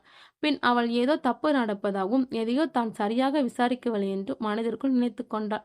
உடனே ஆதவன், ஃபர்ஸ்ட் பொண்ணு ரோஷினி இந்த ஹோட்டலுக்குள்ள வந்த தேதியிலிருந்து பிணமாக காட்டுக்குள் கண்டுபிடிக்கிட்ட தேதிக்குள்ள இடைவெளி 14 நாட்கள். இது 2வது பொண்ணுக்கும் 3வது பொண்ணுக்கும் பொருந்தது. அதே மாதிரி ஃபர்ஸ்ட் பொண்ணு இந்த ஹோட்டலுக்கு வந்த தேதிக்கும் 2வது பொண்ணு ஹோட்டலுக்கு வந்த தேதிக்கும் இடையே 29 நாள் இருக்கு. இது 3வது பொண்ணுக்கும் பொருந்தது என்று ஆதவன் கூறியதும், அப்போ 3வது பொண்ணு மாலு வந்ததுக்கு அப்புறம் 28ஆம் நாள் கழிச்சு யார் இந்த ஹோட்டலுக்கு யாரெல்லாம் வந்திருக்காங்கன்னு பார்த்து போட்டோஸ் அண்ட் டீட்டெயில்ஸ் கலெக்ட் பண்ணு என்று நீரஜா கூறினாள். பின் அவள் அந்த அறையில் இருந்து வெளியே வந்திட அங்கு மாயி மற்றும் கருப்பு இருவரும் தனியாக நின்று கொண்டும் அந்த ரெஸ்டாரண்ட் ஓனர் குப்புசாமி ரிசப்ஷனிட் அமரும் நாற்காலில் அமர்ந்து கொண்டும் இருந்தார்கள். அவரை நோக்கி சென்ற நீரஜா, ஏன் நீங்க நைட்ல சிசிடிவி கேமரா ஒர்க் ஆக மாட்டேங்குது என்று கேட்டிட, இந்த ரெஸ்டாரண்ட்டுக்கு பெரிய பெரிய ஆளுங்கெல்லாம் நைட்ல வந்து தங்குவாங்க. அவங்க பர்சனல் மேட்டர்ஸ் வெளியில வரக்கூடாது, அதனா மேடம் என்று குப்புசாமி சிரித்தான். குப்புசாமி பேசி சிரித்ததை பார்த்த நீரஜா வெளியே காரின் அருகில் வந்து நின்றாள். பின் சில நிமிடங்களில் ஆதவன் அந்த சிசிடிவி காட்சிகளை பார்த்து குறித்து கொண்டான். அதோடு அவனது கைபேசியில் சில புகைப்படங்களும் எடுத்துக்கொண்டு வெளியே வந்தான். அவனை தொடர்ந்து மாயி, கருப்பு இருவரும் வெளியே வந்தனர். பின் அங்கிருந்த காரில் புறப்பட்டனர். காரில் செல்கையில் நீரஜா, இந்த எஸ்ஆர் ஊருக்குள்ள ரொம்ப பெரிய ஆளோ என்று கேட்டிட, ஆமாங்க மேடம் என்று மாயி கூறினார். நீரஜா சிலவற்றை சிந்தித்து கொண்டு அமைதியாய் இருந்தாள். கார் இருவரும் தங்கியிருக்கும் வீட்டிற்கு வந்து நின்றது. அதிலிருந்து நீரஜாவும் ஆதவும் இறங்கி வீட்டிற்குள் சென்றனர். அன்று இரவு நீரஜா எஸ்ஆர் எஸ்டேட் பத்தியும் அங்கிருந்த எஸ்ஆர் ரெஸ்டாரண்ட் பத்தியும் கூறினார். அங்கு கொலை செய்யப்பட்டவர்கள் எல்லாரும் அந்த ரெஸ்டாரண்டில் தங்கியவர்கள் என்பதையும், அடுத்த 3 நாட்களுக்குள் ஒரு பெண் இறந்தால் அதுவும் அந்த ரெஸ்டாரண்டில் தங்கியவராய் இருக்க வாய்ப்பு உள்ளது என்றும் கூறினார். இதை கேட்ட ராமன் ராமலிங்கத்திடம் விசாரிக்க தான் அனுமதி வாங்கி தருவதாக கூறினார். அவரிடம் உரையாடிவிட்டு வெளியே வந்த நீரஜா அமர்ந்தாள். ஆதவன் தன் குடும்பத்தினரிடம் பேசிக் கொண்டிருந்தான். அவனது தங்கையிடம் அம்மாவை பார்த்து கொள்ளுமாறு கூறிவிட்டு அழைப்பை துண்டித்தான். நீரஜா அந்த ரெஸ்டாரண்ட்ல கலெக்ட் பண்ண சிசிடிவி ஃபுட்டேஜை வச்சு அடுத்து யார் மிஸ் ஆக சான்ஸ் இருக்குன்னு பாரு. மாலு வந்ததுக்கு அப்புறம் 28 நாள் கழிச்சு அங்க யாரெல்லாம் வந்தாங்கன்னு லிஸ்ட் எடு என்று ஆதவனிடம் கூறிவிட்டு அவள் தன்னுடைய மடிக்கணினியில் வரைபடங்களை பார்த்து கொண்டிருந்தாள். சில நிமிடங்கள் அப்படியே நகர்ந்தது. சுருளி உணவு பொட்டலங்களும் வீட்டிற்கு வந்து சாப்பாட்டை வைத்துவிட்டு எதுவும் பேசாமல் வெளியே சென்றான். இருவரும் மடிக்கணில் மூழ்கியிருந்தனர். சில நிமிடங்களில் ஆதவன் எழுந்து நீரஜாவின் அருகில் வந்து 6 பெண்களின் படங்களை காட்டி, இவங்க எல்லாம் மாலு காணாம போன தேதியிலிருந்து 28, 29 நாட்களில் அந்த ரெஸ்டாரண்ட் காலில் தங்கி ராத்திரியில ஷிஃப்ட் ஆகி இருக்காங்க என்று கூறினான். சூப்பர், குட் ஜாப் என்று ஆதவனை பாராட்டினான். நீரஜாவை பார்த்த ஆதவன் மனதிற்கு, இதுவா எனக்கு வேணும்? என் காதலுக்கு சம்மதமே இல்லையா? அதை சொல்லுடி என்று மனதிற்குள் நினைத்து கொண்டான். பின் அவள் அந்த புகைப்படங்களை பார்த்துவிட்டு, இப்போ நைட் சாப்பிட்டு டைம் இருந்தா இவங்கள பத்தின டீட்டெயில்ஸை கலெக்ட் பண்ணு என்று கூறிவிட்டு தன்னுடைய மடிக்கணினியை பார்க்க தொடங்கிவிட்டாள். அவள் அருகில் நின்று கொண்ட ஆனவன், கொஞ்சம் கூட ரொமான்ஸே இருக்காதே, இல்ல சும்மா நடிக்கிறாளா என்று தனக்குள்ளே ஆதவன் பேசிக்கொண்டான். இன்னும் சாப்பிட போகலையா என்று மடிக்கணினியை பார்த்து கொண்டு நீரஜா கேட்டதும் ஆதவன் அங்கிருந்து புறப்பட்டான். சில மணி நேரங்களுக்கு பிறகு நீரஜா தன்னுடைய மடிக்கணினியை வைத்துவிட்டு சாப்பிட சென்றாள். சாப்பிட்டு முடித்துவிட்டு தன் அறைக்குள் செல்லும் போது ஆதவன் தூங்குவதை பார்த்து ரசித்தாள். பின் அவன் அருகில் சென்று மடிக்கணின் அருகில் இருந்த 6 பெண்களின் புகைப்படங்களை எடுத்துக்கொண்டு அவன் தலைமுடியின் நெற்றியில் இருந்து விலக்கிவிட்டாள். பின் தனது அறைக்குள் நுழைந்து அந்த 6 பெண்களின் விவரங்களையும் இணையதளத்தில் தேடி எடுத்தாள். ஒவ்வொரு பெண்ணுக்குமான விவரங்களையும் தனியாக குறித்து கொண்டாள். அதில் யார் காணாமல் போயிருக்கலாம் என்று யூகித்தாள். அவளின் யூகம் அனிதாவின் மேல் இருந்தது. காரணம், கல்லூரி படிக்கக்கூடிய பெண் அந்த ரெஸ்டாரண்ட்டுக்கு தனியா வந்திருக்கிறாள். பின் ஒரு வெள்ளை நிற பலகையில் கருப்பு நிற மை கொண்ட எழுதுகோளால் ஏற்கனவே இறந்து போன 3 பெண்களின் புகைப்படங்களையும் பேரையும் எழுதி அருகில் அனிதாவின் புகைப்படத்தையும் பேரையும் எழுதினாள். பின் நால்வருக்கும் ஒன்றி போகக்கூடிய எஸ்ஆர் ரெஸ்டாரண்ட் பெயரை எழுதி ஒரு பாக்ஸ் வரைந்தாள். அதன் அருகில் சிறிது தூரத்தில் சிறுவாணிப்பாடி காடு என எழுதி அதனை சுற்றி ஒரு வட்டம் வரைந்தாள். பின் அந்த சதுர வடிவில் வரைந்த பாசுக்கும் வட்டத்திற்கும் இடைப்பட்ட தூரத்தை இணைத்து ஒரு கோட்டினை வரைந்தாள். அதன் மீது ஒரு கேள்விக்குறியை போட்டு சற்று தூரம் அந்த வெள்ளை நிற பலகையில் இருந்து விலகி நின்று அதன் பலகையில் எழுதப்பட்டிருப்பதை கவனித்தாள். பின் நாற்காலில் அமர்ந்து கொண்டு நீரஜா சிந்தித்தபடி தூங்கிவிட்டாள்.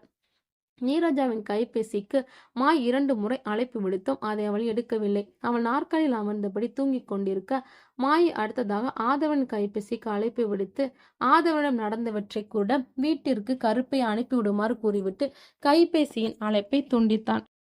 நீரஜாவின் அறையை வேகமாக ஆதவன் தட்டிட அந்த சத்தத்தில் எழுந்து கதவை நீரஜா திறந்தாள். விடிஞ்சு மணி என்ன ஆகுது, இன்னும் தூங்கிட்டு இருக்க என்று ஆதவன் கேட்க, இப்ப என்ன ஆச்சு, எதுக்கு இப்படி பதட்டப்படுற என்று நீரஜா கேட்க, உனக்கு மாய் சார் 2 முறை கால் பண்ணியிருக்காரு, நீ எடுக்கலன்னு எனக்கு கால் பண்ணி விஷயத்த சொன்னாரு. நம்ம 2 பேரையும் உடனே கிளம்பி அந்த காட்டு பகுதிக்கு வர சொன்னாரு என்று ஆதவன் கூட, என்ன விஷயமா என்று நீரஜா கேட்க, தெரியல, நேர்ல வழி சொல்லியிருக்காரு. இப்போ உடனே கருப்பு கார் எடுத்து வந்திருக்கான், நீ சீக்கிரம் ரெடியாக என்று ஆதவன் கூறிவிட்டு தன் அறைக்கு சென்று தயாராகினான். இருவரும் தயாராகி வீட்டிலிருந்து வெளியே வந்து நின்றுட கருப்பு காருடன் வந்தான். பின் அவனது காரில் இருவரும் ஏறியதும் கார் அந்த காட்டு பகுதிக்கு சென்றது.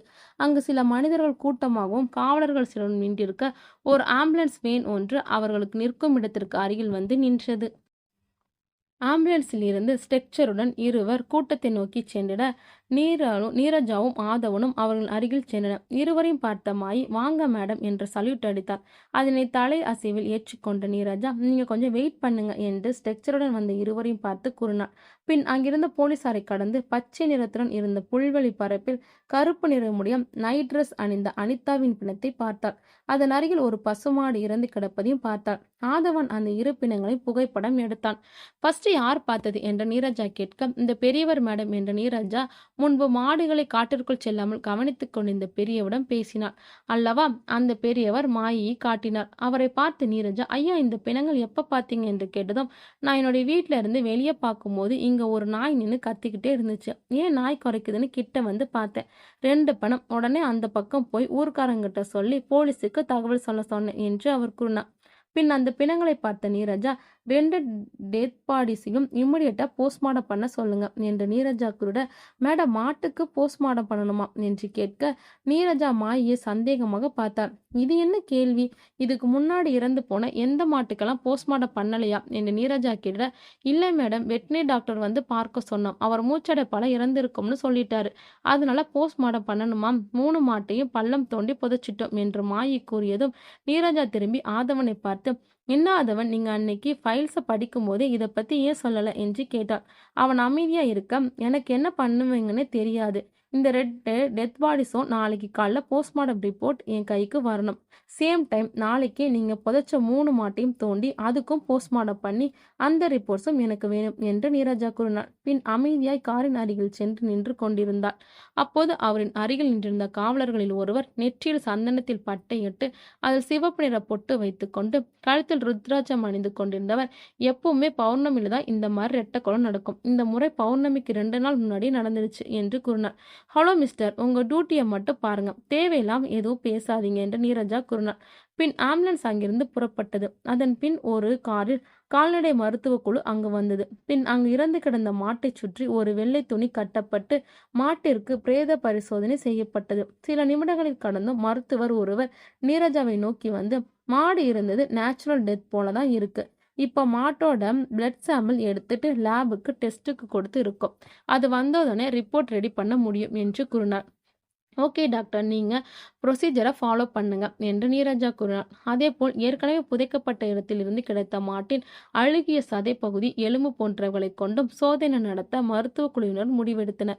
மருத்துவ குழுவினர் மாதிரிகளை எடுத்து அங்கிருந்து புறப்பட்டனர். பின் நீரஜா காரில் ஏறிட கருப்பும் வாகனத்தில் ஏறினார். நீரஜா ஆதவனை கூப்பிடுங்க என்று கூறிட, ஆதவன் சார் வாங்க போகலாம் என்று கருப்பு அழைத்ததும் ஆதவன் வந்து காரில் ஏறினார். டீ கடைக்கு போங்க என்று நீரஜா கூறினார். காரும் நேராக தேநீர் கடையை நோக்கி சென்றது. உடலின் வெளிப்புறத்தில் எதுவும் காயமில்லை, எப்படி இறந்திருப்பார்கள் என்று நீரஜா தனக்குள்ளே சிந்தித்துக் கொண்டிருந்தாள். கார் நின்றதும் நீரஜா இறங்கி காரின் முகப்பு பகுதியில் ஏறி அமர்ந்தாள். ஆதவனும் கீழே இறங்கி தன் கைபேசியில் தற்போது எடுத்த புகைப்படங்களை பார்த்து கொண்டிருந்தான். கருப்பிடம் தேநீர் வாங்கி வருமாறு நீரஜா கண்களை அசைத்தாள். உடனே கருப்பு கடைக்காரரிடம் தேநீர் கேட்டிட, ஏன்பா மாயி எங்க, அவனுங்க தெரியாதா என்று கடைக்காரர் கேட்டார். என்னண்ணா சொல்றீங்க, அவர் வேலை விஷயமா வெளில இருக்காரு என்று கருப்பு கூறிட, பால் வர்றதே கொஞ்சம்தான்ப்பா, சீக்கிரம் முடிஞ்சிடும், இப்போ டீ போட முடியாதே, வேணும்னா கருப்பட்டி காபி போட்டு தருவான்னு கேட்டுட்டு வாப்பா என்று கூறிட, நீரஜாவிடம் கருப்பு கூறியதும் எனக்கு ஓகே என்று நீரஜா கூறிவிட்டு ஆதவனை பார்க்க எனக்கும் ஓகே என்று ஆதவன் கூறினார். பின் கருப்பு கடைக்காரரிடம் கருப்பட்டி காஃபி போட்டு கொடுத்ததும் அதை கொண்டு வந்து நீரஜாவிடம் ஆதவனிடம் கொடுத்தான். அதை குடித்து கொண்டே ஆதவன் அந்த புகைப்படங்களை பார்க்கையில் சட்டென ஒரு இடத்தை ஜூம் செய்து பார்த்தான். பின் அதிலிருந்து கண்டு வியந்தவன் தன் கையில் இருந்த கோப்பையை காரின் மேல் வைத்துவிட்டு காருக்குள் இருந்த ஃபைல்களை எடுத்து அதிலிருந்த ஒவ்வொரு புகைப்படத்தையும் பார்த்தான். பின் அதனை எடுத்து கொண்டு வந்தான். நீரஜா ஆதவின் செயல்களை பார்த்து கொண்டிருந்தாள். இங்க பாரு நீரஜா என்று தன் கைபேசியில் இருந்த தற்போது இறந்து போன அனிதாவின் கால் பகுதியில் இருந்த ஆடையில் ஒரு எழுத்து இருப்பதை காட்டினான். அது எக்ஸ் என்று இருந்தது. அடுத்து அந்த ஃபைல்களில் இருந்த இறந்து போன ஒவ்வொரு பெண்ணின் ஆடையின் கால் பகுதியிலும் இருந்த எழுத்துக்களை காட்டினான். அந்த 3 புகைப்படங்களும் OCW என்ற எழுத்துக்கள் இருந்தன. அதை பார்த்த நீரஜா, இந்த லெட்டர்ஸை ஃபர்ஸ்ட் மர்டர்ல இருந்து இப்போ வரைக்கும் நடந்த மர்டர்ஸ் படி ஆர்டரா செட் பண்ணு என்று கூறியதும் ஆதவன் அதை செய்தான். பின் அந்த எழுத்துக்களை வாசிக்கையில் கிடைத்தது கவ் எக்ஸ். நீரஜா உடனே தன் கைபேசியை எடுத்து ராமனுக்கு அழைப்பு விடுத்து இங்கு நடந்தவை அனைத்தையும் கூறினான்.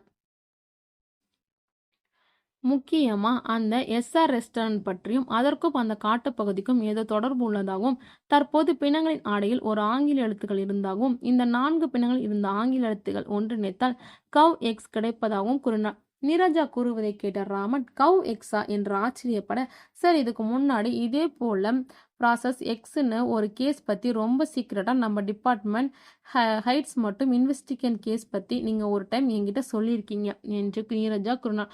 ஆமாம் சொல்லியிருக்கேன், அது களப்பட்டி கடத்தல் வழக்கு. வெள்ளேரி மாவட்டம் களப்பட்டி கிராமத்தில் தொடர்ந்து 10 குழந்தைகள் கடத்தப்பட்டாங்க. அது ஏன் கடத்தின யார் விசாரிக்க அந்த ஊருக்கு இன்ஸ்பெக்டர் சங்கரை அனுப்ப வச்சாங்க. அவன் தான் அந்த கேஸை இன்வெஸ்டிகேட் பண்ணி முடிச்சான். லாஸ்ட்டாக காட்டுப்பேட் ஃபாரஸ்ட் ஏரியாவில் என்ன நடந்துச்சுன்னு அவனுக்கும் ஒரு சில உயர் அதிகாரிகளுக்கு மட்டுமே தெரியும். அந்த குழந்தைங்க கடத்தல் எல்லாம் ஃப்ராக் எக்ஸ்ன்னு ஒரு டேப்லெட் கண்டுபிடிச்சதா எல்லாரும் பேசிக்கிட்டாங்க. அந்த ஃப்ராக் எக்ஸ் பற்றி சயின்டிஃபிக் ரிசர்ச் பண்ணதான் எல்லா இன்வெஸ்டிகேஷன் ஆஃபீஸர்ஸையும் கூட்டி பேசினாங்க. அப்படிதான் எனக்கு அந்த ஃப்ராக் எக்ஸ் பற்றியும் களப்பட்டி கடத்தல் வழக்கு பற்றியும் தெரிய வந்தது என்று ராமன் கூறினான். சார் அப்படின்னா இந்த பௌர்ணமி தொடர் கொலைகளுக்கும் அந்த களப்பட்டி கடத்தல் வழக்குக்கும் ஏதாவது சம்பந்தம் இருக்குமா சார்? ஏன்னா இதுவரைக்கும் இறந்து போன பெண்கள் ஏன் எப்படி இறந்தாங்கன்னு கண்டுபிடிக்கவே முடியல சார். எனக்கு என்னவோ ஃப்ராக் எக்ஸ் கண்டினியூட்டி தான் இந்த கவ் எக்ஸா இருக்குமோ சார் என்று நீரஜா கேட்டா. எனக்கு தெரியலையம்மா, நான் என்னோட ஹையர் ஆஃபீஸர் கிட்ட இதை பற்றி பேசுகிறேன். நீ உடனே எனக்கு அந்த லெட்டரை பற்றின ஃபோட்டோஸை சென்ட் பண்ணு என்று ராமன் கூறி அழைப்பை துண்டித்தார். பின் நீரஜா இங்கு அமைதியாய் சிந்தித்தாள். காரில் ஏறி வீட்டிற்கு புறப்பட்டாள். அங்கு ராமன் தனது உயர் அதிகாரியிடம் இருந்த சிறுவாணிப்படி கொலை வழக்கு பற்றி முழுவதும் கூறினார். அந்த உயர் அதிகாரி கவ் எக்ஸ் என்ற வார்த்தையை கேட்டு அதிர்ச்சியுடன், இந்த கேஸை இன்வெஸ்டிகேஷன் பண்ணும் உங்க டீமை அதே ஊர்ல எந்த ஆக்டிவிட்டிஸும் பண்ணாம இருக்க சொல்லுங்க, நான் சங்கர் கிட்ட பேசி அந்த ஊருக்கு போக சொல்றேன் என்று ராமனிடம் கூறினார். பின் அந்த உயர் அதிகாரி தன் கைபேசியிலிருந்து சங்கருக்கு அழைப்பு விடுத்தார். தமிழகத்தின் மலைகளின் அரசி எனப்படும் உதகமண்டலத்தின் புகை மூட்டம் சூழ்ந்த பகுதி போல் காட்சியளிக்கும் பனி பொழிவில் மூழ்கிய வீட்டிற்குள் சங்கர் 2 போர்வைகளை போர்த்தி கொண்டு படுத்திருந்தான். அவளின் வாழ்நாள் முழுவதும் காதலியான பிரியா முன் மோட்டார் அணிந்து கொண்டு அவனுக்காக சூடான தேநீரை தயார் செய்து கொண்டு அவனை வந்து எழுப்பினாள். அவன் இமைகள் சர்க்கரை பாவில் ஒட்டி கொண்டு மெல்ல பிரிவது போல் திறந்தன. பிரியாவை பார்த்ததும் அவனின் கைகளை இழுத்து கட்டி அணைத்து கொண்டான். ஏ லூசு விடுடா, பையன் வரப்போறான் என்று பிரியா பேசிட, அவன் தான் ஸ்கூல் போயிருப்பானே என்று சகன் புன்னையுடன் பேசிட, பார்க்குற வேலைதான் போலீஸ், மற்றபடி பண்ற வேலைதான் ஃப்ராடுத்தனம் என்று பிரியா கூறுகையில் சங்கரன் கைபேசி ஒலித்தது. அதை காரணம் காட்டி எழுந்த பிரியா, இந்த டீயை ஃபர்ஸ்ட் குடி, அப்புறம் போனை பேசு என்று 2ஐயும் கையில் கொடுத்து விட்டு வெளியே சென்றாள். சங்கர் தேநீர் கோப்பைகளை கீழே வைத்துவிட்டு கைபேசியின் அழைப்பை எடுத்து பேசினான். ஹலோ மிஸ்டர் சங்கர், டிஜிபி பேசுகிறேன் என்று கூறியதும், சொல்லுங்க சார் என்று சங்கர் கூறிடம், ஓகே சார், இமிடியட்டா நீ ஒரு கேஸ் பத்தி இன்வெஸ்டிகேஷன் பண்ணணும். அதுவும் நீ தொட்ட கேஸோட கன்டினியூட்டி இந்த கேஸ் என்று கூற ஆரம்பித்த டிஜிபி, சிறுவாணிப்பாடியில் இதுவரைக்கும் நடந்த அனைத்து கொலைகளைப் பற்றியும், தற்போது அந்த கொலையில் கண்டுபிடிக்கப்பட்ட கவ் எக்ஸ் பற்றியும் முழுவதும் கூறினார். அதை கேட்டதும் சங்கருக்கு அந்த காட்டுப்பேட் ஃபாரஸ்ட் ஏரியாவில் பறந்த ஹெலிகாப்டருடன் அவனுக்கு நீண்ட நாட்களாக இருந்த யார் அந்த நபர்கள் என்ற கேள்வியும் நினைக்கு வந்தது. பின், "சார் நான் இன்னைக்கே அந்த ஊருக்கு போய் அங்க இருக்கிற டீமோட ஜாயின் பண்றேன் சார். எனக்கு இப்பவே டியூட்டில லீவ் மட்டும் கொடுங்க" என்ற டிஜிபியிடம் பர்மிஷன் கேட்டான். "உனக்கு என்ன செய்யணுமோ அத நான் பார்த்துக்கிறேன். நீ போய் இந்த கேஸ சால்வ் பண்ணு" என்று டிஜிபி கூறிவிட்டு கைபேசியில் அழைப்பை துண்டித்தார். அன்றே பிரியாவிடம் இந்த வழக்கின் அவசரத்தை கூறி சிறுவாணிபாடிக்கு செல்ல அனுமதி வாங்கினான். அவன் ஊருக்கு சென்றான். வீட்டில் பிரியாவும் மகனும் தனியாக இருப்பார்கள் என்பதால் பிரியாவிடம் குழந்தையை பத்திரமாக பார்த்துக்கொண்டு நீயும் பத்திரமா இரு என்று கூறிவிட்டு சங்கர் உதகையில் இருந்து சிறுவாணிபாடி நோக்கி புறப்பட்டான். அன்றிரவு பேருந்து பயணத்தில் தற்போது இந்த வழக்கை விசாரிக்கும் நீரஜா, ஆதவன் இருவரை பற்றியும் தெரிந்து கொண்ட சங்கர் அந்த வழக்கை பற்றியும் நிறைய தகவல் படித்துக் கொண்டிருந்தான். அதிகாலையில் சிறுவாணிபாடி பஸ் நிறுத்தத்தில் இறங்கிய சங்கரை கருப்பு தன்னுடைய காரில் ஏற்றிக்கொண்டான். பின் நீரஜா தங்கியிருக்கும் வீட்டிற்கும் சங்கரை அழைத்து வந்து இறக்கிவிட்டான். வீட்டிற்குள் நுழைந்த சங்கருக்கும் நீரஜாவும் ஆதனும் சல்யூட் அடித்திட, என்ன இது, எனக்கு போய் சல்யூட் அடிச்சிட்டோம், நம்ம 3 பேருமே இந்த கேஸை விசாரிக்க போறோம், ஓகேவா? இப்ப இதுவரை இறந்து போன 3 பேருக்கும் என்ன காமன் ஃபேக்டர்ஸ் இருக்கு என்று சங்கர் கேட்டான். சங்கர் இறந்து போன பெண்ணங்களுக்கிடையே ஒற்றுமை என்னவென்று கேட்டிட அங்கிருந்த நாற்காலியில் அமர்ந்தான். நீரஜா, சார் இதுவரை இறந்து போன எல்லாருமே லாஸ்டா எஸ்ஆர் ரெஸ்டாரண்ட்ல தங்கியிருக்காங்க. அங்கிருந்தா மிஸ் ஆகி இருக்கணும்னு டவுட் இருக்கு. மற்றபடி இவங்களுக்கு மற்ற எதுவுமே காமன் ஃபேக்டர்ஸ் இல்லை என்று கூறினார். என்னங்க நீங்க, இவங்க எல்லாருக்கும் அந்த ரெஸ்டாரண்ட்ல தங்கி இருந்தாங்கன்னு சொல்றீங்க? இந்த சுத்து வட்டாரத்திலே எஸ்ஆர் ரெஸ்டாரண்ட் தான் தங்குறதுக்கு ரெஸ்டாரண்ட் இருக்கு, அதனால அங்க தங்கி இருக்கலாம் இல்லையா? காமன் ஃபேக்டர்ஸ்னா இப்ப இறந்து போன 4 பேருமே பொண்ணுங்க, அதுதான் ஃபர்ஸ்ட் பாயிண்ட். கூடவே அந்த 4 பொண்ணுங்க கூட இறந்து கிடந்தது எல்லாமே பசுமாடு. இப்போதைக்கு இதுதான் காமன் ஃபேக்டர். இப்ப நீங்க என்ன கண்டுபிடிக்கணும்னா, இறந்து போன 4 பொண்ணுங்களுக்கும் எங்கேயாவது ஒண்ணா மீட் பண்ணியிருக்காங்களா? இல்ல இவங்க எல்லாரும் ரெகுலரா போற இடம், எக்ஸாம்பிள் ஹாஸ்பிட்டல், ஹோட்டல், கோவில், இந்த மாதிரி ஏதாவது ஒரு சிங்க் இருக்கான்னு தேடுங்க. ஏன்னா தமிழ்நாட்டுல எவ்வளவோ பொண்ணுங்க இருக்கும்போது ஏன் இந்த 4 பொண்ணுங்க மட்டும் எங்கேயோ பிறந்து வளர்ந்து சிறுவாணிபாடிக்கு வந்து சாகணும்? ஃபர்ஸ்ட் இந்த 4 பொண்ணுங்களுக்கும் இடையே இருக்கிற சிங்க் என்னன்னு பாருங்க. அப்புறம் பௌர்ணமிக்கும் இந்த கொலைக்கும் சம்பந்தம் இருக்கிறதா கேள்விப்பட்டேன். அது என்ன, கொஞ்சம் சொல்ல முடியுமா என்று சங்கர் கேட்க, சார் ஒரு பொண்ணு இறந்ததுக்கும் அதுக்கு அடுத்து இறந்த பொண்ணுக்கும் இடையே இருக்கிற காமனான டேட்ஸ் வந்து 29, 30 இருக்கு. ஃபர்ஸ்ட் மர்டர் ஆன பொண்ணோட பாடி பௌர்ணமியில பார்த்துருக்காங்க. அதே போல அடுத்த 2 பொண்ணுங்களோட பாடிஸையும் பௌர்ணமி அன்னைக்கு தான் பார்த்துருக்காங்க. ஆனா இப்போ 4வது பொண்ணோட பாடி பௌர்ணமிக்கு 2 நாள் முன்னாடி கிடைச்சிருக்கு என்று நீரஜா கூறினார். அப்போ பாடியை பார்த்த நாள் தான் பௌர்ணமி கரெக்டா என்று சங்கர் கேட்க, ஆமாம் சார், ஆனா இந்த காட்டுக்குள்ள போறவங்க யாரும் உயிரோட வந்தது இல்ல. ஏன்னா நிறைய புதக்குழிங்க இருக்கு. அதுல சிக்கி சிலர் இறந்ததாகவும், இந்த காட்டுக்குள்ள வாழ்ந்த சித்தர்கள் ஏதோ ஒரு குகைக்குள்ள நிறைய தங்க காசுகளை பதுக்கி அதுக்கு பாதுகாப்பாக ஒரு பாம்பு விட்டுட்டு போயிருக்கதாகவும், அந்த பாம்பு தான் எல்லாரையும் கொல்லுதுன்னு இந்த ஊர்க்காரங்க நம்புறாங்க என்று நீரஜா கூறியதும், இன்ட்ரெஸ்டிங், இப்போ புரியுது ஏன் இந்த சிறுவாணி பொடி இருக்கிற காட்டை சூஸ் பண்ணி இருப்பாங்கன்னு. சரி, இறந்து போன அந்த 4 பொண்ணுங்களுக்கும் குகைக்குள்ள இருக்கிற தங்க காசுகளை பத்தி தெரியுமா? ஒருவேளை அவங்களும் அந்த காசுகள் எடுக்க காட்டுக்குள்ள போயிருக்க போறாங்க என்று சங்கர் கூறியதும் நீரஜா அதிர்ச்சியானாள். நீங்க அந்த காட்டுக்குள்ள தங்கம் இருக்குன்னு நம்புறீங்களா சார் என்று ஆதவன் கேட்டிட, கண்டிப்பா, ஆனா தங்க காசுகள் சித்தர்கள் செஞ்சு வச்சிருப்பாங்கன்னு உறுதியா தெரியல. குகைக்குள்ள தங்க காசு இருக்க நிறைய சான்ஸ் இருக்கு. ஏன் இந்த ஊர் ஆட்சி செய்த மன்னருக்கும் இப்ப பக்கத்துல இருக்கிற கேரளா மாநிலத்தை ஆட்சி செய்த அப்போதைய திருவாதிங்கூர் சமஸ்தானத்தின் தலைவர்களுக்கும் போர் நடந்த போது இந்த மாதிரி தங்க காசுகளை குகைக்குள்ள பதுக்கி வச்சதா நான் படிச்சிருக்கேன் என்று சங்கர் கூறினான். அதை கேட்டு ஆதவன் அமைதியா நின்றிருக்க, சரி, இப்போதைக்கு நான் சொன்ன மாதிரி அந்த பொண்ணுங்கள பத்தின டீட்டெயில்ஸை கலெக்ட் பண்ணுங்க.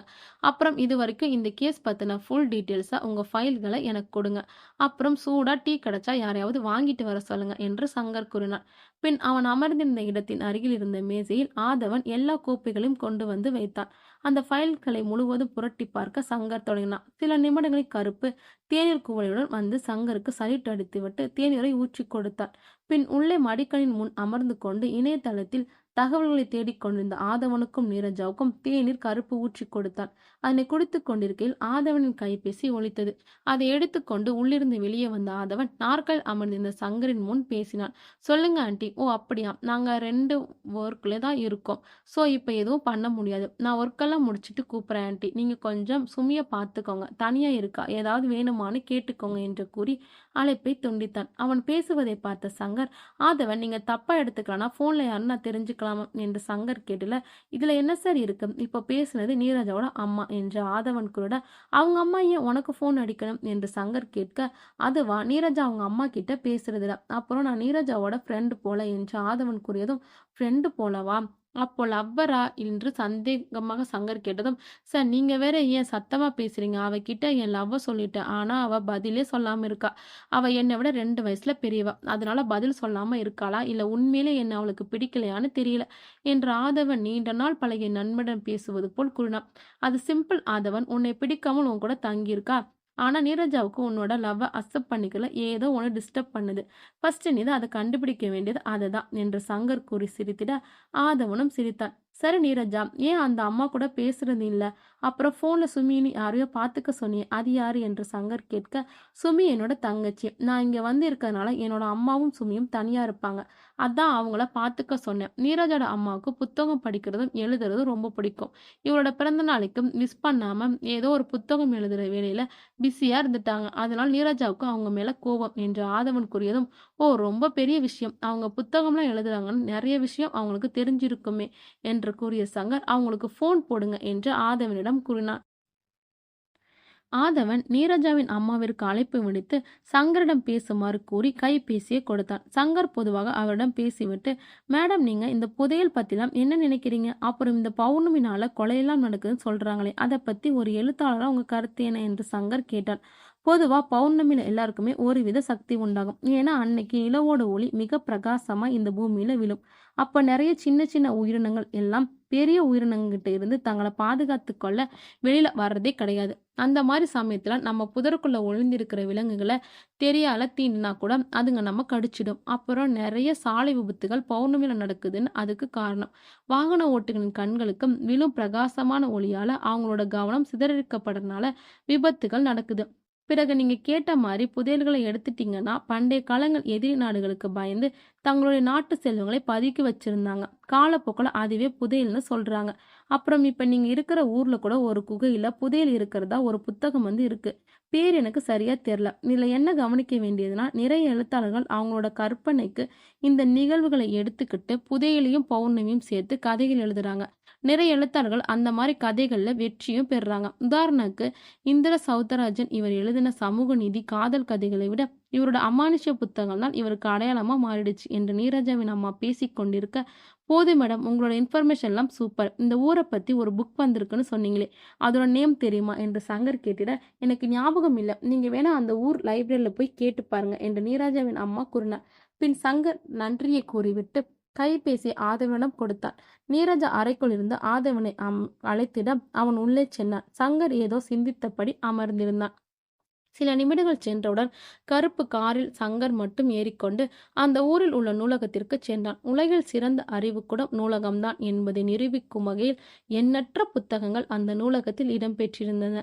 அங்கிருந்த நூலக ஆசிரியரிடம் சிறுவாணிப்பாடி கிராமத்தை பற்றிய புத்தகங்கள் உள்ளதா என்று சங்கர் கேட்டிட, அங்கு அமர்ந்திருந்தவர் எதுவும் பேசாமல் எழுந்து சென்று குகைக்குள் குவிந்த புதையல் என்ற தலைப்புடைய புத்தகத்தை கொண்டு வந்து சங்கரன் கையில் கொடுத்தார். அதை கையில் வாங்கிய சங்கர் அதன் கடைசி பக்கத்தில் உள்ள எண்ணை பார்த்துவிட்டு, ஒரு 2 நாள் இந்த புக்கை நான் வச்சுக்கிறேன் என்று சங்கர் கூறினார்.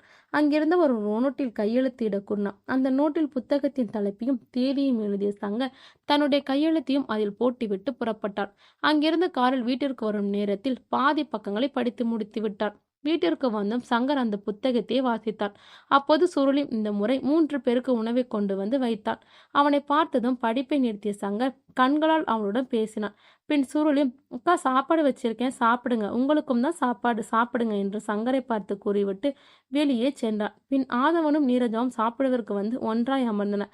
அவருடன் சங்கரும் இணைந்து சாப்பிடத் தொடங்கினான். அப்போது, சார், இதுவரை இறந்து போன 4 பொண்ணுங்களும் இன்சியலி சோசியல் ஆப்ல மெம்பரா இருக்காங்க. அந்த 4 பேரையும் காமனா ஃபாலோ பண்றது நேத்ரன்னு ஒரு அக்கௌண்ட். ஆப்ல கூட இந்த 4 பேரும் பேசினது இல்ல. இந்த 4 பேர்கிட்டயும் நேத்ரன் பேசி இருக்கான். அந்த ஆப்போட ஹிஸ்டரிய கிராஸ் செக் பண்ணதுல தெரிஞ்சது. அந்த நேத்ரன் தான் இந்த 4 பேரையும் இந்த ஊருக்கு அந்த ஆப் மெசேஜ் மூலம் வர சொல்லி இருக்கான் என்று நீரஜா கூறினார். சங்கர் அதை கேட்டபடி சாப்பிட்டு முடித்துவிட்டு கைகளை கழுவினான். பின் நீங்க சொல்றத பார்த்தா நேத்ராவை அரெஸ்ட் பண்ண இந்த கேஸ் முடிஞ்சிடும் போல என்று சங்கர் கூற, கண்டிப்பா சார். அதுக்கு தான் நேத்ராவோட அக்கவுண்ட்ஸ் எந்த டவர்ல இருந்து ஆக்டிவ் ஆகிட்டு இருக்குன்னு தேடிட்டு இருக்கேன் என்று ஆதவன் கூறினான். சரி, ஃபர்ஸ்ட் நேத்ரா பொண்ணுதானா உங்களுக்கு தெரியுமா என்று சங்கர் கேட்டதும் ஆதவன் நீரஜாவும் அமைதியா இருந்தன. சரி, எல்லாரும் சாப்பிடுங்க என்று கூறிய சங்கர், இந்த ஊர் இன்ஸ்பெக்டரை பார்க்கணும். ஆதவன், அப்புறம் அந்த ரெஸ்டாரண்ட்டுக்கு போகணும் என்று சங்கர் கூறிவிட்டு தன்னுடைய நாற்காலியில் அமர்ந்து அந்த புத்தகத்தை வாசிக்க தொடங்கினான். 2 மணி நேரம் கழித்து ஆதவன், இன்ஸ்பெக்டர் பார்க்க போலாமா என்று சங்கரிடம் கேட்டான். ஓகே, போகலாமே. புக்கை முடிச்சிட்டேன் ஆதவன். செம்ம இன்ட்ரெஸ்டிங் ஸ்டோரி. இந்த புக்ல சொல்ற மாதிரி பார்த்தா நிச்சயம் அந்த காட்டுக்குள்ள இருக்கிற குகையில தங்க காசுகள் புதையலா இருக்கணும் என்று சங்கர் கூறிவிட்டு காரில் ஏறி புறப்பட்டான். காரில் செல்கையில் நீரஜா, நீங்க இந்த கேஸோட ஃபைல்ஸ் எல்லாம் படிச்சீங்களா? ஐ மீன் போஸ்ட்மார்ட்டம் ரிப்போர்ட்ஸ் எல்லாம் என்று சங்கர் கேட்டிட, நான் ஃபுல்லா படிச்சேன் சார் என்று ஆதவன் கூறினான். அதுல 3 பொண்ணுங்களும் எப்படி இறந்து இருக்காங்கன்னு எழுதியிருக்காங்களா என்று சங்கர் கேட்க, இருக்கு சார். மயக்க மருந்து அதிகம் எடுத்துக்கிட்டதால இறந்திருக்கலாம்னு போட்டு இருக்கு சார். நான் கூட மார்க் பண்ணி இருக்கேன் என்று சங்கர் பதிலளித்தான்.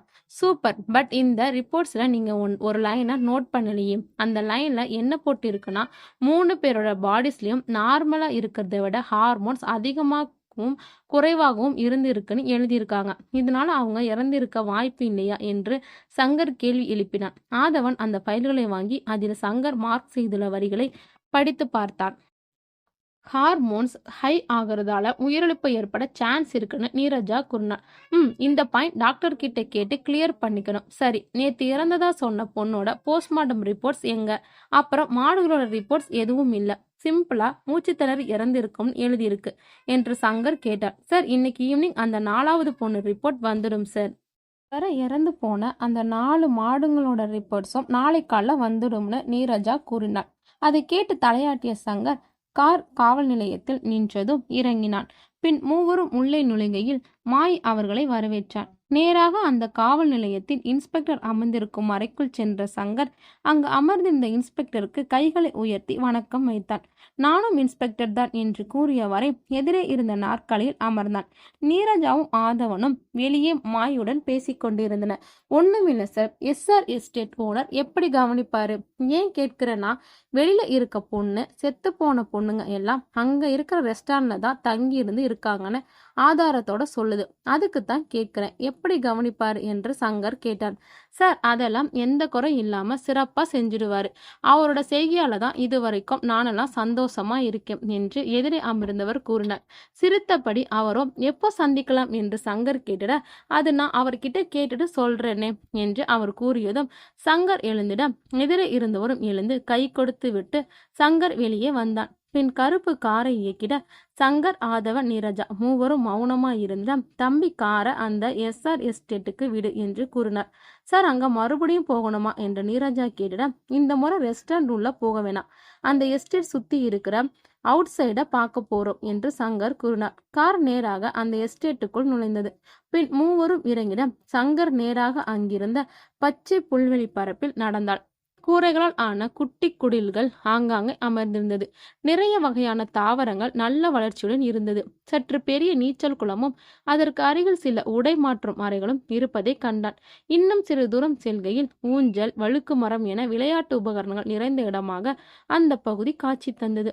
அதை கடந்து இன்னும் சிறிது தூரம் செல்கையில் வழியில் தரையின் ஒரு குறிப்பிட்ட பகுதியில் இரும்பு கம்பிகளால் பள்ளம் மூடப்பட்டிருப்பதை கண்டான். அங்கு நின்று கொண்டு சங்கர் ஆதவனையும் நீரஜாவையும் அழைத்தான். அவர்கள் அந்த இடத்திற்கு வருகையில் கூடவே குப்புசாமியும் அங்கு வந்தான். இந்த ஹோல் எதுக்குன்னு தெரிஞ்சுக்கலாமா என்று சங்கர் கேட்க, நீங்க யார் சார்? அதான் ஃபர்ஸ்டே இந்த மேடம் வந்து விசாரிச்சுட்டு போயிட்டாங்களே என்று குப்புசாமி பேசிட, பலார் என்று குப்புசாமியின் கன்னத்தில் சங்கர் ஒரு அறை விட்டான். கன்னத்தை கைகளால் தடவிக்கொண்டு, இது ட்ரைனேஜ் ஹோல் சார் என்று குப்புசாமி கூட இதை தான் முதலே கேட்டேன் என்று கூறிய சங்கர் தன் கண் அசைவுகள் மூலம் எதிரே இருந்த இருவரில் ஒருவரை அந்த குழியை புகைப்படம் எடுக்க சொன்னான். நீரஜா குப்புசாமிக்கு தெரியாமல் கைபேசியில் புகைப்படம் எடுத்துக்கொண்டாள். பின் அங்கிருந்த சங்கர் காருக்கு குப்புசாமியின் தோள்களில் கை போட்டபடி நடந்திட நீரஜா சங்கர் அருகில் வந்து சார் ஒரு விஷயம் சொல்லணும் என்று கூட சங்கர் குப்புசாமியை பார்த்து சிரிக்க அவர் சற்று விளங்கினார். சார் இன்ஸ்டா ஆஃப் யூஸ் பண்ற ஆள் இங்க யாரோ இருக்காங்க சார். அந்த ஆஃப் ஐடென்டி பண்ணுது சார். 2 மீட்டர் ரேடியோக்குள்ளதான் யாரோ ஒரு ஆள் யூஸ் பண்றாங்கன்னு என்று நீரஜா கூறியதும் சங்கர் குப்புசாமி அருகில் சென்று எனக்கு ஃபைனலா ஒரு ஹெல்ப் பண்ணணும். அதாவது இங்க ஒர்க் பண்ற ஆள் ஸ்பாட்ஸ் என் முன்னாடி அசம்பல் ஆகணும் என்று சங்கர் கூறியதும் அதற்கு என்ன செய்ய வேண்டுமோ அதை குப்புசாமி செய்தான். ரெஸ்டாரண்ட் வாசலுக்கு முன் நின்றிருந்த காருக்கு முன் சங்கரும் ஆதவனும் நீரஜாவும் நின்றிருக்க காரில் கருப்பு அமர்ந்திருந்தான். அவர்களுக்கு முன் அங்கு பணிபுரியும் அனைத்து ஊழியர்களும் வந்து நின்றிருந்தனர். அவர்கள் ஒவ்வொருவரையும் சங்கருக்கு குப்புசாமி அறிமுகப்படுத்தி கொண்டிருந்தான். அப்போது சங்கர் இங்கு யாராவது நேத்ரான்னு இருக்கீங்களா என்று கேட்டுவிட்டு அங்கிருந்த எல்லோரையும் பார்த்தான். அதில் ஒருவன் சற்று பதட்டமடைவதைக் கண்டு தம்பி உன் பேர் என்ன என்று சங்கர் கேட்டதும் அவன் அங்கிருந்து ஓடி முயற்சிக்கையில் ஆதவன் ஓடிப்போய் அவனை கவ்விக்கொண்டான். அவனை காரில் ஏற்றிக்கொண்டு அங்கிருந்து சங்கர் நீரஜா ஆதவன் புறப்பட்டார்கள். காரில் அமர்ந்தவன் அவனை பார்த்து உன்னை எங்கேயோ பார்த்திருக்கேன் என்று ஆதவன் கூறுகையில் சங்கர் திரும்பி அது இப்போ முக்கியம் இல்லை, அவன் பேர் என்னன்னு கேளு, அவனோட மொபைல் வாங்கி ஃபுல்லா செக் பண்ணு என்று கூறிய சங்கர் முதல்ல அவன் முகத்தை மறைக்கிற முடிய பின்னாடி எடுத்து விடு என்று சங்கர் கூறினான். காரை ஓட்டும் கருப்பிடம் டீக்கடையில் காரை நிறுத்துப்பா என்று சங்கர் கூறிட கார் நின்றது.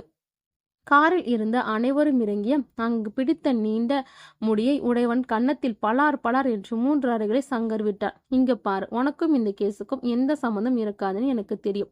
ஒழுங்கா உனக்கு தெரிஞ்சதை சொல்லிடு என்று சங்கர் கேட்டிட நீ என்னடா பண்ணணும், போய் டீ சொல்லு என்று கருப்பை திட்டினான். அவன் டீ கடைக்கு சென்றதும் டே பதில் சொல்லடா என்று மீண்டும் அவன் கன்னத்தில் அறிந்திட திடீரென துப்பாக்கியால் இருந்து தோட்டாக்கள் பாயும் சத்தம் கேட்டது. கீழே குனிங்க என்று சங்கர் கூறும்போது பல தோட்டாக்கள் சிதறின. கண் நிமிக்கும் நொடிகளில் துப்பாக்கியில் இருந்து பாய்ந்த குண்டுகள் ரெஸ்டாரண்டிலிருந்து பிடித்து வந்த வாலிபன் உயிரை பறித்தது. கூடவே ஆதவனின் வலது மார்பு பகுதியில் பாய்ந்த தோட்டாவின் காரணமாக ரத்தம் நதி போல் அவன் மார்பில் வழிந்தது. அதை பார்த்ததும் சங்கர் டே இங்கே வா என்று டீக்கடையில் நின்றிருந்த கருப்பை அழைத்து ஸ்டேஷனுக்கு இன்ஃபார்ம் பண்ணி இந்த பாடியை கிளியர் பண்ணு, வண்டி சாவியை கொடு என்று சங்கர் வாகனத்தின் சாவியை வாங்கி கொண்டு ஆதவனை பின்பக்க இருக்கையில் தூக்கி அமர வைத்தார்.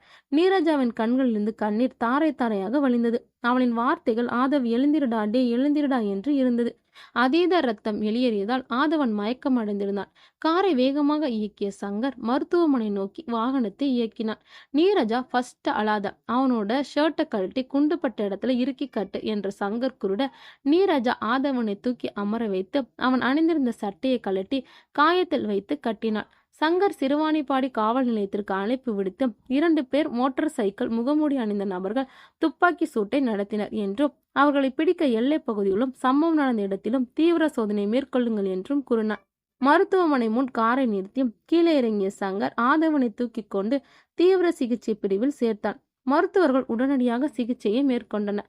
நீரஜா கண்ணீர் துளிகளுடன் சோகத்துடன் அமர்ந்திருந்தாள். 1/2 மணி நேரத்திற்கு பிறகு மருத்துவ அறைக்குள் இருந்து வெளியே வந்த மருத்துவர் பெரிய அளவில் பாதிப்பில்லை, வலதுபுற மார்பில் பாய்ந்திருந்த குண்டை எடுத்து விட்டோம், சில நாள் ரெஸ்ட் எடுக்க வேண்டும் என்று கூறிவிட்டு சென்றார். நீரஜாவும் சங்கரும் அறைக்குள் சென்று பார்க்கையில் கழுத்துக்கும் வலது மார்புக்கும் குறுக்காக வெள்ளை துணியால் கட்டு போட்டுக்கொண்டு ஆதவன் படுத்திருந்தான். இன்னும் அவனை கண் விழிக்கவில்லை. அவனை பார்த்துவிட்டு சங்கர் வெளியே வந்து உயர் அதிகாரியிடம் பேசினான். அவர் இன்னும் சில மணி நேரங்களுக்குள் ராமலிங்கத்தை விசாரிக்க அனுமதி வாங்கி தருவதாக கூறினார். பின் சங்கர் நீரஜா ஆதவன் கூட இருந்து நீ பார்த்துக்கோ, நான் வெளியில் போயிட்டு வரேன் என்று சங்கர் கூறிவிட்டு வெளியே புறப்பட்டார். பின் அந்த துப்பாக்கி சூடு நடந்த இடத்திற்கு வந்த சங்கர் அங்கு போலீசார் நிற்பதை கவனித்தார். பாடி எங்க என்று மாயிடம் சங்கர் கேட்டதும் இப்போதான் சார் ஆம்புலன்ஸ்ல அனுப்பி வச்சோம் என்று மாயி கூறினார். சரி, நீங்க ஏன் என் கூட வாங்க என்று மாயை சங்கர் அழைத்தார். அவனே காரை இயக்கிட செல்கையில் கருப்பை பார்த்து கண்களாலே நீ வந்து காரை எடு என்று சங்கர் கூறினார். எங்கு செல்வது என்று தெரியாமல் காரை மெதுவாக கருப்பு இயக்கிட பிணங்கள் கிடந்த காட்டுப்பகுதிக்கு போ என்று சங்கர் கூறினார். சில நிமிடங்களில் அங்கு கார் சென்று நின்றதும் இறங்கிய சங்கர் இங்கே ஏதாவது ட்ரைனேஜ் ஹோல்ஸ் இருக்கான்னு பாருங்க என்று மாயிடம் சங்கர் கூறினார். இருவருமே கீழே குனிந்தபடி அங்கிருந்த புல் தரைகளில் துளையை தேடினார். சற்று கழுத்தை உயர்த்தி பார்த்த சங்கருக்கு பெரியவரின் குடில் தெரிந்தது. அது என்ன வீடு என்று சங்கர் கேட்டிட, ஒரு பெரியவர் தங்கிட்டு இருக்காரு என்று மாயை கூறியதும் சங்கர் வேக வேகமாய் அந்த குடிலுக்குள் நுழைந்திட முயன்றான். தென்னங்கீற்றால் ஆன தடுப்பை நகர்த்திவிட்டு உள்ளே சென்று பார்வையிட்டு சங்கரின் விழிகளுக்கு ஒரு சில வரைபடங்கள், புத்தகங்கள், காகிதங்கள் என ஏராளமான பொருட்கள் தென்பட்டன. அப்போது அந்த பெரியவர் குடிலுக்குள் நுழைந்திட, யாருங்க நீங்க, அனுமதி இல்லாம உள்ள வந்திருக்கீங்க என்று சத்தமாய் கேட்டார். அனுமதி இல்லாம வந்து தவறுதான் ஐயா, ஒரு சந்தேகம், நீங்க இந்த காட்டுக்குள்ள இருக்கிற புதையலை எடுக்க முயற்சி பண்றீங்களா என்று கேட்டிட, அது உனக்கு தேவையில்லாது என்று முதியவர் கோபமா பேசிட, அவரிடம் சங்கர் சில நிமிடங்கள் பேசினார். பின் அவரும் மௌனமாய் இருந்து தலையாட்டினார். உடனே சங்கர் தான் வைத்திருந்த ஒரு பொருளை எடுத்து பெரியவரிடம் கொடுத்தான். அவரும் அதை வாங்கி கொண்டார். ரொம்ப நன்றி ஐயா என்று சங்கர் கூறியதும் அவர் கண்களை சிமிட்டினார். அந்த கொடியில் இருந்து இறங்கிய சங்கர் வாகனத்தின் அருகில் நின்றிருந்த கருப்பையும் மாயையும் பார்த்தான். அவர்களின் அருகில் சென்ற சங்கர், என்ன 2 பேரும் முழிக்கிறீங்க என்று கேட்டார். சார், ஒரு மொபைல் காருக்குள்ள ரிங் ஆகிற சவுண்ட் கேட்டுச்சு. போய் பார்த்தா இந்த மொபைல் காருக்குள்ள கிடந்துச்சு. இந்த நம்பர் ரெஸ்டாரண்ட்ல அரெஸ்ட் பண்ணோம்ல, அவனோட மொபைல் நினைக்கிறேன் என்று கருப்பு கூறியதும் அதை வாங்கி பார்த்த சங்கர், இது அவனுடையதான், நீரஜா கிட்ட கொடுப்போம் என்று கூறிவிட்டு காரில் ஏறினான். கார் புறப்பட்டு செல்கையில் சங்கர் சிறிது சிந்தித்தபடி இருந்தான். ரெஸ்டாரண்ட் இருந்து அழைத்து வந்தவனை விசாரிக்கும் முன்னே துப்பாக்கியால் கொலை செய்து விட்டனர். அவனுக்கும் இந்த கொலைகளுக்கும் பெரிய சம்பந்தம் உள்ளது. அதை எப்படி நாம் தெரிந்து கொள்வது என்று தனக்குள்ளே கேள்வி கொட்டு கொண்டவன் மௌனமாய் இருந்திட நீரஜா அவனுக்கு அழைப்பு விடுத்தாள். அதை எடுத்த சங்கர் என்னவென்று கேட்கையில், போஸ்ட்மார்ட்டம் ரிப்போர்ட்ஸ் ரெடியா இருக்கான் சார், நீங்க போய் வாங்கிக்கிறீங்களா என்று நீரஜா கேட்டிட, நான் போய் வாங்கிக்கிறேன், நீ ஆதவன் கூட இரு, நான் ஹாஸ்பிட்டல் வரேன் என்று கூறி சங்கர் அழைப்பை துண்டித்தான். பின் இருப்பிடம் காரை ஜிஹெச்சுக்கு விடு என்று கூறிவிட்டு கண்களை மூடினான். சில நிமிடங்களில் அரசு மருத்துவமனை வந்ததும் மருத்துவரை சந்திக்க சங்கர் காரில் இருந்து இறங்கி நடந்து சென்றான். அங்கிருந்த மருத்துவர் சங்கரை கண்டதும் எழுந்து நின்று, வாங்க sir, please take your seat என்று கூறி அமர வைத்தார். பின் ரிப்போர்ட்டை கொடுத்தார். அதை முழுவதும் அங்கு அமர்ந்தே வாசித்து முடித்தான். என்ன சார், ஏதாவது கொஸ்டின் இருக்கா என்று மருத்துவரிடம் கேட்டிட, கண்டிப்பா சார், இதுவரை இறந்திருக்கிற எல்லா பெண்களுக்கும் ஹார்மோன்ஸ் லெவல் அதிகமாக இருக்கதா போட்டிருக்கீங்க, அதனால உயிரிழப்பு ஏற்பட வாய்ப்பு இருக்கா சார் என்று சங்கர் கேட்டுட, நிறைய வாய்ப்பு இருக்கு, அப்படி இருக்கறனால தான் அந்த லைன்ல மென்ஷன் பண்ணி இருக்கேன், ஆனா முழுசா அதுவே காரணம் சொல்லிட முடியாது என்று மருத்துவர் சொன்னார். ஓகே சார், இந்த வெட்மெரியன் டாக்டர்ஸ் ரிப்போர்ட்ஸ் கொடுத்திருக்காங்களே என்று கேட்டான். இந்தாங்க அவங்க ஃபைல்ஸ் என்று அந்த மருத்துவர் மற்றொரு கோப்பை எடுத்து கொடுத்தார். இதுல என்ன சார் எழுதியிருக்கு என்று சங்கர் கேட்டார். இந்த ரிப்போர்ட் கொஞ்சம் கன்ஃபியூஸ் பண்ணுது. என்னன்னா, இப்போ கடைசியா இறந்த மாட்டோட உடம்புக்குள்ள இறந்து போன அனிதாவோட பிளட் பிக்ஸ் ஆகி இருக்கு. கூடவே மாட்டோட ஆர்கான்ஸ் ஆர்டிஃபிஷியலாம் ஒர்க் பண்ண மாதிரி இருக்கு என்று மருத்துவர் கூறியதும், புரியல டாக்டர் என்று சங்கர் கூட, இப்போ ஒரு மாட்டோட உள்ளுறுப்புக்குள் நிமிஷத்துக்கு இவ்வளவுதானு ஒரு குறிப்பிட்ட வேலையை மட்டும் செய்யும். ஆனா இறந்து போன மாடு அந்த அளவை விட அதிகமா வேலை செஞ்சிருக்கு, அதனால அது இறந்து இருக்கலாம்னு நினைக்கிறோம் என்று மருத்துவர் கூறினார்.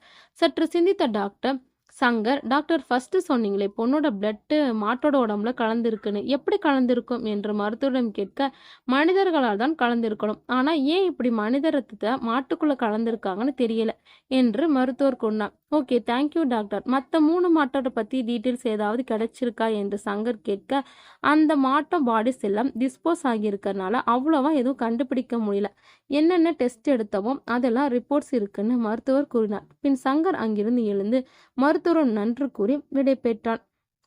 காரில் அமர்ந்ததும் கருப்பிடம் ஆதவனை சேர்த்திருக்கும் மருத்துவமனைக்கு செல்லுமாறு கூறிவிட்டு மருத்துவர் கொடுத்த பிரேத பரிசோதனை அறிக்கைகளை முழுதும் வாசித்தான். கார் நின்றதும் மாயி, கருப்பு, சங்கர் மூவரும் ஆதவன் சிகிச்சை பெறும் அறைக்குள் நுழைந்தனர். ஆதவன் கண் விழித்து கொண்டு மெத்தையில் படுத்திருந்தான். அவள் அருகில் நீரஜா நின்றிருந்தாள். என்ன ஆதவன், உடம்பு எப்படி இருக்கு என்று சங்கர் கேட்டதும், இப்போ ஓகேதான் சார் என்று ஆதவன் மெதுவாய் கூறிட சங்கர் சிரித்தான். பின் நீரஜாவை பார்த்து, ரிப்போர்ட்ஸ் எல்லாம் வாங்கிட்டேன், இந்த மொபைல் நம்பர் பிடிச்சோல்ல அந்த அக்யூஸ்ட் அவனுடையது, இந்த ஓபன் பண்ணி பார்க்க முடியுமா என்று கூறியவாறு நீரஜாவிடம் கொடுத்தான். முடியும் சார் என்று நீரஜா கூறியதும், சரி ஆதவன் கிட்ட பேசிட்டு இந்த மொபைலை ஆன் பண்ண ட்ரை பண்ணுங்க, நான் போய் ஃபர்ஸ்ட் சாப்பிட்றேன் என்று சங்கர் கூறியதும், சார் நம்ம அரெஸ்ட் பண்ண அக்யூஸ்ட் நான் ஹோட்டல்ல பார்த்துருக்கேன் என்று படுத்திருந்த ஆதவன் கூறினான். என்ன சொல்ற நீ என்று சங்கர் கேட்டுட, உண்மைதான் சார். நாங்க இந்த ஊருக்கு வந்து ஒரு நாள் கோவிலுக்கு போயிட்டு வரும்போது ஹோட்டல்ல சாப்பிட்டோம். அப்போ நீளமா முடி வச்சுட்டு ஒருத்தன் எங்க கூட தான் சாப்பிட்டு வெளியே போனான். அவன் கூட இன்னொரு ஆளும் இருந்தாரு என்று நீரஜா கூறினார்.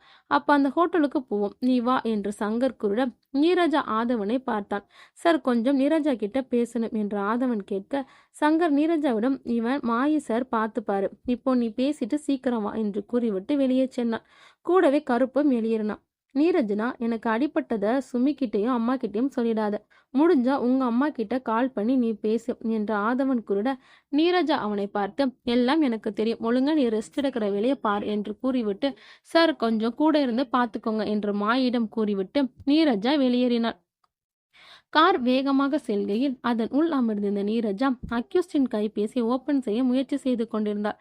அப்போது சங்கரன் கைபேசி ஒலித்தது. அதை எடுத்து பேசிய சங்கர், ஹலோ, எம் குட்டா, நீங்க ஸ்கூலுக்கு போனீங்களா? அம்மா உங்கள பார்த்துட்டாங்களா? ஓகேடா, அம்மா கிட்ட ஃபோனை கொடுங்க. ஏன் என்ன திடீர்னு ஃபோனு? சரி புரியுது, இன்னும் 2-3 டேஸ் வந்துடுவேன். பத்திரமா இரு. பிரியா வேணும்னா மோகன்குமார் சாரை சேஃப்டிக்கு வீட்டுக்கு வர சொல்லு. ஓகேவா, பாய், பையனை பார்த்துக்கோ என்றவாறு தன் பிள்ளையிடமும் தன் மனைவி பிரியாவிடம் சங்கர் பேசி முடித்துவிட்டு கைபேசியை வைத்தான்.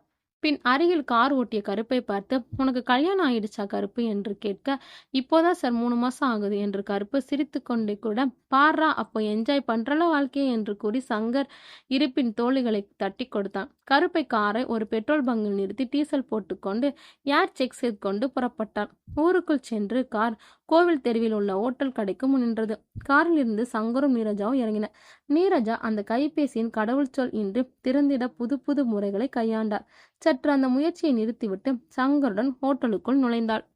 அங்கு வேலை செய்து கொண்டிருந்த சுருளி நீரஜாவை பார்த்ததும், வாங்கக்கா, சொல்லியிருந்தா நானே எடுத்துட்டு வந்திருப்பேனே என்று கூறினான். இல்லடா தம்பி, செம்ம பசி, அதான் நாங்களே வந்துட்டோம் என்று சங்கர் கூறியபடி கைகளை கழுவிக்கொண்டு அங்கிருந்த மேஜையில் அமர்ந்தான். கூடவே நீரஜாவும் அமர்ந்தாள். இருவருக்கும் இலைகளை போட்டப்பட்டு சாதம் வைக்கப்பட்டது. அப்போது சாப்பிட்டபடி நீரஜாவை அந்த சிறுவிடம் கேட்க கூறி கண்களால் கையை சைகை செய்தாள். பின் பொரியலுடன் வந்த சுருளி, அக்கா, அந்த அண்ணா எங்க காணோம் என்று கேட்டிட, அவர் ஊருக்கு போயிருக்காரு என்று சங்கர் கூறியதும் சுருளி சங்கரை முறைத்தான். பின் நீரஜா, தம்பி, அன்னைக்கு நைட்டு நானும் ஆதவனும் பரோட்டா சாப்பிட்டோம்ல, அப்போ இந்த பக்கத்துல டேபிள்ல உட்கார்ந்திருந்த 2 பேர் யாருன்னு உனக்கு தெரியுமா என்று கேட்டுட, நீங்க யாரை கேட்குறீங்கன்னு சரியா தெரியலையும் என்று சுருளி கூறுகையில், டி தம்பி, நல்ல நீளமா தலைமுடி வச்சிருந்தானே ஒருத்தன் என்று சங்கர் கூறியதும், அட ஆமாம், அந்த எஸ்டேட்ல வேலை பார்க்குறவங்க. ஆமா, அன்னைக்கு நீங்க வரவே இல்லையே என்று சுருளி கேட்டான். அவள் பேசி முடித்ததும் சங்கர் நீரஜாவை பார்த்தான். பின் உடனே இலையில் இருந்த சாதத்தை சாப்பிட்டு விட்டு எழுந்த சங்கர் அந்த முதலாளியிடம் சுருளியை அழைத்து கொண்டு அந்த எஸ்டேட்டில் வேலை பார்த்த இளைஞனுடன் வந்து சாப்பிட்டது யாருன்னு கேட்டான். சார், அவங்க 2 பேரும் வழக்கமா கடையில வந்து சாப்பிட்றவங்க. ஒருத்தன் தான் இந்த ஊர்க்காரன், நம்மளுக்கு பழக்கம். நீங்க சொல்றது நீளமா முடி வச்சிருந்தவன் சாமி கூட வந்து சாப்பிடுவான், அவ்வளவுதான். வேணும்னா சாமி வீட்டை காட்டுறேன், நீங்களே போய் விசாரிச்சுக்கோங்க என்று அந்த கடை முதலாளி கூறினார். பின் சுருளியை வீடு கட்டிவிட அவர் கூறி அனுப்பி வைத்தனர். காரில் நீரஜா அந்த கைபேசியில் கவனம் செலுத்தியபடி அமர்ந்திருக்க, சுருளி முதலாக காரில் பயணிப்பதை எண்ணி மகிழ்ந்து கொண்டிருந்தான்.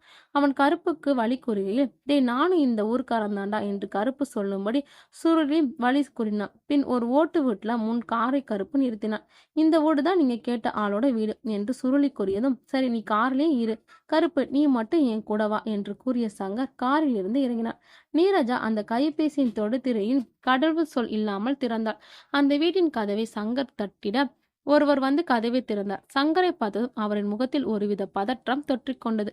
அதை கவனித்த சங்கர், வணக்கம், உங்ககிட்ட நான் கேட்கணும்னு உங்களுக்கு தெரிஞ்சிருக்கும். அந்த பையனை பத்தி உங்களுக்கு தெரிஞ்சது எல்லாம் நீங்களே சொல்லிடுங்க என்று சங்கர் கேட்டார். சார், நான் வேலை செய்யும் அதே எஸ்டேட்ல தான் சார் அவனும் வேலை பார்க்குறான். என் கூட வந்து எப்பயாவது ஹோட்டலில் சாப்பிடுவான். ஒரு நாள் 2 நாள் நைட்டு இங்கே வந்து தங்கி இருந்துட்டு போவான். நல்ல பையன்தான் சார், அவனை வீட்டுக்கெல்லாம் கூட்டிட்டு வந்தேன் என்று அவர் கூறியதும், சரி, வேலை பார்க்குற இடத்துல அவனோட நடவடிக்கைலாம் எப்படி இருக்கும் என்று சங்கர் கேட்டதும், சார், அவன் குப்புசாமி ஐயாவுக்கு ரொம்ப க்ளோஸ். 2 பேரும் நிறைய பேசிப்பாங்க. அதனால அவன் பெருசா வேலையெல்லாம் செய்ய மாட்டான். எப்ப பார்த்தாலும் செல்லத்தான் நோண்டிட்டு இருப்பான். மற்றபடி அவன் யாருக்கிட்டையும் எதுவும் பேசினதில்லை சார் என்று அவர் கூறினார். அவனுக்கு சொந்த பந்தம்னு ஏதாவது இருக்கா என்று சங்கர் கேட்க, அதை பத்திலாம் எனக்கு எதுவும் தெரியல சார் என்று கூறினார். பின் அங்கிருந்த காரின் அருகே சங்கர் வந்திட கருப்பும் சங்கரின் பின் நடந்து வந்தான். சங்கரை பார்த்து காரில் இருந்து இறங்கிய நீரஜா அவனது கைபேசியை திறந்த விஷயத்தை கூறி அந்த கைபேசியின் வீடியோவில் இருந்த பல வீடியோக்கள் பெண்களின் அரை நிர்வாண காட்சிகளாய் இருந்தது. அதை நிறுத்திய சங்கர், அந்த எஸ்டேட் ஓனரை விசாரிச்சா மட்டுமே எல்லா கேள்விக்கும் பதில் கிடைக்கும் என்று கூறினார். பின் காரில் அமர்ந்து கொண்டு எல்லாரும் செல்கையில் சுருளை ஓட்டலில் இறக்கிவிட்டு ஆதவன் இருக்கும் மருத்துவமனைக்கு சென்றனர். மருத்துவமனைக்கு சென்றதும் அங்கிருந்த நாற்காலியில் சங்கர் அமர்ந்தான். பின் மௌனமாய் நடந்த நிகழ்வுகளை மனதிற்குள் அடுக்கினான். இதுவரை 4 பெண்களின் மரணம், கூடவே பசுமாடுகளும் இறந்து உள்ள. யார் செய்வது என்று தெரியவில்லை. இறந்து போகும் பெண்கள் எல்லாரும் SR எஸ்டேட்டுக்கு வந்துள்ளனர். அங்கிருந்த ஒருவன் கொலைக்கார கும்பலுக்கு உதவி உள்ளான். ஆனால் இப்போது அவனும் உயிரோடு இல்லை என்று தன் மனதிற்குள் அனைத்தையும் நினைத்து பார்த்தவன் ஒரு கட்டத்தில் சத்தமாய் கத்தினான். எல்லோரும் சங்கரையே பார்த்திடம் கருப்பு அருகில் வந்து என்ன சார் ஆச்சு என்று கேட்டான். ஒண்ணுமில்லை என்று சங்கர் கூறினான். சட்டென கருப்பிடம், இதுவரை செத்து போன மாடுகள் எல்லாம் யாருடையது என்று சங்கர் கேட்டான். கருப்பு மௌனமாய் இருக்க, மாயை கூப்பிடுங்க என்று சங்கர் கூறிட, கருப்பு போய் மாயையும் நீரஜாவையும் அறைக்குள் இருந்து அழைத்து வந்தான். இதுவரை இறந்து போன மாடுகள் எல்லாம் யாருடையது? ஊர்க்காரங்க யாராவது மாடு காணோம்னு கம்ப்ளைண்ட் பண்ணாங்களா என்று சங்கர் கேட்டான். இல்லை சார் என்று மாயை கூறியதும் சங்கர் நினைவில் மருத்துவர் கூறிய வார்த்தைகள் நினைவுக்கு வந்தது. அதாவது இயல்பாய் ஒரு மாடு செய்யும் திறன்களை விட இறந்து போன மாடு அதிகம் செய்துள்ளது என்ற வார்த்தைகள் அவனுக்குள் தோன்றியது. சிந்தித்தபடி அமர்ந்திருந்தவன் கைபேசிக்கு அழைப்பு வந்தது. அதை எடுத்தவன், ஓகே சார், நான் இப்பவே போறேன் சார், நான் நார்மலா பேசுறேன், எந்த ஆக்ஷனும் எடுக்க மாட்டேன் என்றவாறு சங்கர் கூறி முடித்தான். பின் அங்கிருந்தவர்களை பார்த்து, ராமலிங்கத்தை விசாரிக்க அனுமதி கிடைச்சிருக்கு. இங்க சிட்டிக்கு வெளியில ஒரு ஹோட்டல்ல தங்கியிருக்கிறான், போய் மீட் பண்ணிட்டு வந்துடுறேன். நீரஜா ஆதாவனா சேஃபா பார்த்துக்கோ, நீயும் சேஃபா இரு. கருப்பு போலாமா என்று கேட்டுவிட்டு சங்கரும் கருப்பும் நடந்தனர். இருவரும் காரில் பயணிக்கையில் வெளிப்புறம் இருள் சூழ்ந்த இரவில் மின்விளக்குகள் ஒளிரும் கட்டிடங்களை பார்த்தபடி சங்கர் அமர்ந்திருந்தான். அப்போது சங்கருக்கு ஆறுமுகம் அண்ணனின் மாப்பிள்ளை ஜான் நினைவுக்கு வந்தான்.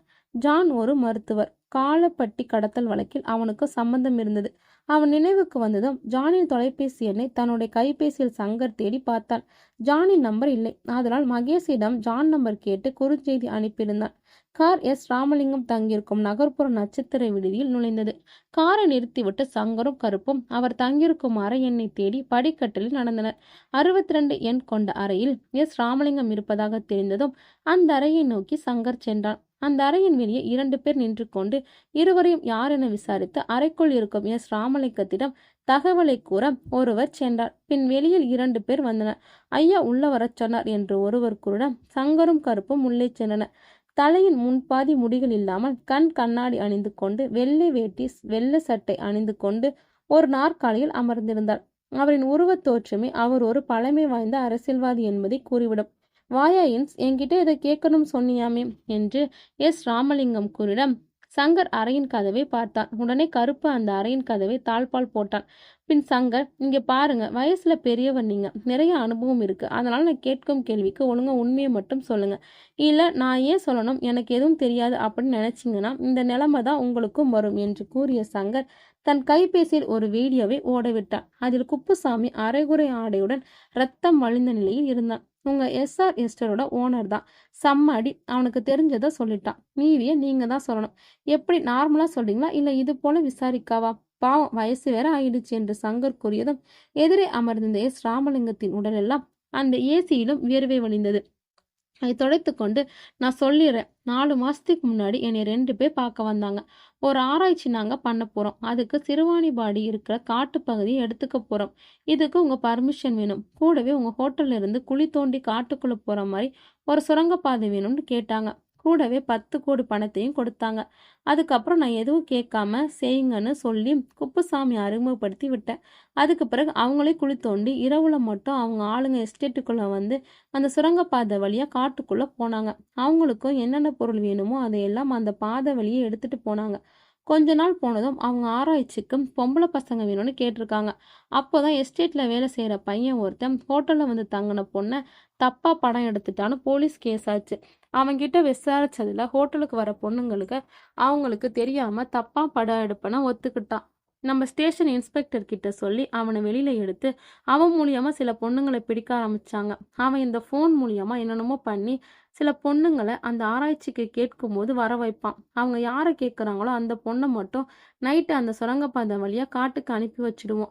இதுதான் எனக்கு தெரிஞ்சது. அந்த பொண்ணுங்க ஏன் செஞ்சாங்க, காட்டுக்குள்ள என்ன நடக்குது எதுவும் எனக்கு தெரியாது என்று எஸ். ராமலிங்கம் கூறியதும் சங்கர் ஒரு குழப்பத்திலிருந்து தெளிவடைந்தான். அதாவது இங்கு நடக்கும் கொலைகள் அனைத்தும் ஏதோ ஒரு ஆராய்ச்சிக்கு தான் என்பதை அறிந்து கொண்டான். பின் சங்கர் அமர்ந்திருந்த இடத்திலிருந்து எழுந்து, ஐயா, உங்க விஸ்வாசி குப்புசாமி எவ்வளவு அடிச்சும் இந்த விஷயத்தெல்லாம் சொல்லல. ஆனா பரவாயில்ல, நீங்க அடி வாங்கும் பயத்திலேயே எல்லாம் சொல்லிட்டீங்க.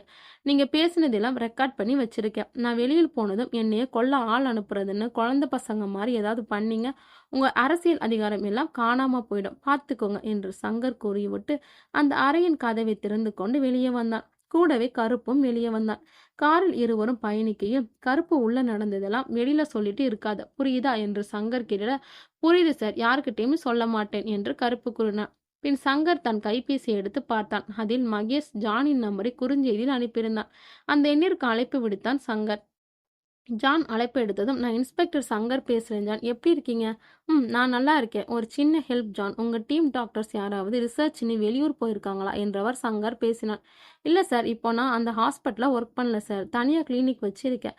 எனக்கு எதுவும் தெரியல சார் என்று ஜான் கூறினான். ஓ அப்படியா, கன்கார்ட்ஸ் ஜான், ஆல் த பெஸ்ட் என்று கூறி சங்கர் அந்த அழைப்பை துண்டித்தான். பின் சிந்தித்தவாறு சங்கர் அமர்ந்திருக்க அவன் தங்கியிருந்த வீட்டினுள் கருப்பு சங்கரை இறக்கிவிட்டான். நீரஜாவை மருத்துவமனையில் இருக்க சொல்லிவிட்டு சங்கர் வீட்டில் அமைதியாய் படுத்து கொண்டு சிந்தித்தான். சங்கர் படுத்துக்கொண்டு ஆகாயத்தில் இருக்கும் ஓடுகளை பார்த்து கொண்டு உறங்காமல் சிந்தித்துக் கொண்டிருந்தான். ஏதோ ஒரு மருத்துவ ஆராய்ச்சி, அதற்கு பெண்கள் தேவைப்பட்டதால் எஸ்ஆர் ரெஸ்டாரண்டில் வேலை செய்த ஆள் மூலியமா பெண்களை எடுத்துக்கொண்டன. அதில் மாட்டிற்கு என்ன வேலை, மாடு எவ்வாறு காட்டிற்குள் போயிருக்கும் என்று தனக்குள்ளே பேசிக்கொண்டான். முன்பு காலப்பட்டி வழக்கில் ஃப்ராக் எக்ஸ் ஆராய்ச்சி நடந்தது. அது போதை மருந்துக்கான ஆராய்ச்சியாய் இருந்தது. இது கவ் எக்ஸ், அப்படியானால் அதே குரூப் தான் இந்த ஆராய்ச்சியை மேற்கொள்வது. இது எதனை பற்றியதா இருக்கும்? இறந்த பெண்கள் யாரும் பாலியல் வன்முறைக்கு ஆளாக்கப்படவில்லை. அப்படி இருக்கையில் இந்த ஆராய்ச்சியின் நோக்கம் என்னவாயிருக்கும் என்று சங்கர் சிந்தித்தபடி உறங்கினார். அன்று இரவை துரத்தி கொண்டு கதிரவன் ஒளி சீக்கிரம் வந்தது. சங்கரன் கைபேசி அழைப்பு சத்தத்தில் நடனமாடியது. ஆனால் சங்கர் அதையெல்லாம் கவனிக்காமல் உறங்கிக் கொண்டிருந்தான். சில நிமிடங்கள் கழிந்தது. வீட்டின் வாசற்கதவை தட்டும் சத்தம் பலமாய் கேட்டது. தூக்கத்திலிருந்து எழுந்த சங்கர் மெதுவாய் நடந்து சென்று கதவை திறந்தான். வாசலில் நீரஜா. என்ன நீரஜா, காலையிலே வந்திருக்க என்று சங்கர் கேட்க, என்ன சார், உங்களுக்கு எத்தனை முறை கால் பண்றது என்று நீரஜா கேட்டிட, சங்கர் மேசையில் மீது சார்ஜில் இருந்த கைபேசியை பார்த்தான். ஏன், என்னாச்சு என்று சங்கர் கேட்க, இன்னைக்கு பௌர்ணமில காட்டுப்பகுதியில் டெட் பாடி இருக்கான், மாயி சார் காலையிலே கால் பண்ணிட்டாரு என்று நீரஜா கூறியதும் சங்கருக்கு ஒரு விதமான உணர்வு ஏற்பட்டது. அதிலிருந்து அவன் மீள்வதற்குள், சீக்கிரம் வாங்க சார், ஸ்பாட்டுக்கு போகலாம் என்று நீரஜா கூப்பிட்டார். சங்கர் முகத்தை கழுவிக்கொண்டு கைபேசியை எடுத்துக்கொண்டு வெளியே வந்தான். காரில் சங்கர் ஏறியதும் கருப்பு காரை இயக்கினான். சங்கர் சிந்தித்தபடி இருக்க, சார், இந்த முறை ஒரு ஆணோட டெட் பாடி இருக்காம், பக்கத்துல மாடும் இல்லையாம் என்று நீரஜா கூறியதும் சங்கருக்கு பதற்றம் அதிகரித்தது. வியர்வையும் வழிந்தது. காட்டுப்பகுதியின் முகப்பில் காரை நிறுத்தியதும் இறங்கிய சங்கர் வேகமாய் பிணத்தை பார்க்க சென்றான். ஆனால் அங்கு பிணம் இல்லை. என்னமாயி சார், என்னாச்சு என்று சங்கர் கேட்க, சார், பாடியோட ஃபேஸ் ரொம்ப டேமேஜா இருந்துச்சு, அதான் நீங்க வர்றதுக்கு முன்னாடி போஸ்ட்மார்ட்டம் பண்றதுக்கு ஹாஸ்பிட்டலுக்கு பாடி அனுப்பியாச்சு என்று மாயை கூறியதும், என்ன சார், நீங்க இமிடியட்டா ஹாஸ்பிட்டலுக்கு கால் பண்ணி பாடியை டச் பண்ண வேணாம்னு சொல்லுங்க என்று சங்கர் கூறினார். நீரஜாவிற்கும் ஒன்றும் புரியவில்லை. பின் இந்த இடத்திலிருந்து காருக்கு நடந்து வந்த சங்கர் அங்கிருக்கும் முதியவரின் குடிலை பார்த்தான். வேகமாய் சென்று அதன் மீது சங்கர் ஏறினான்.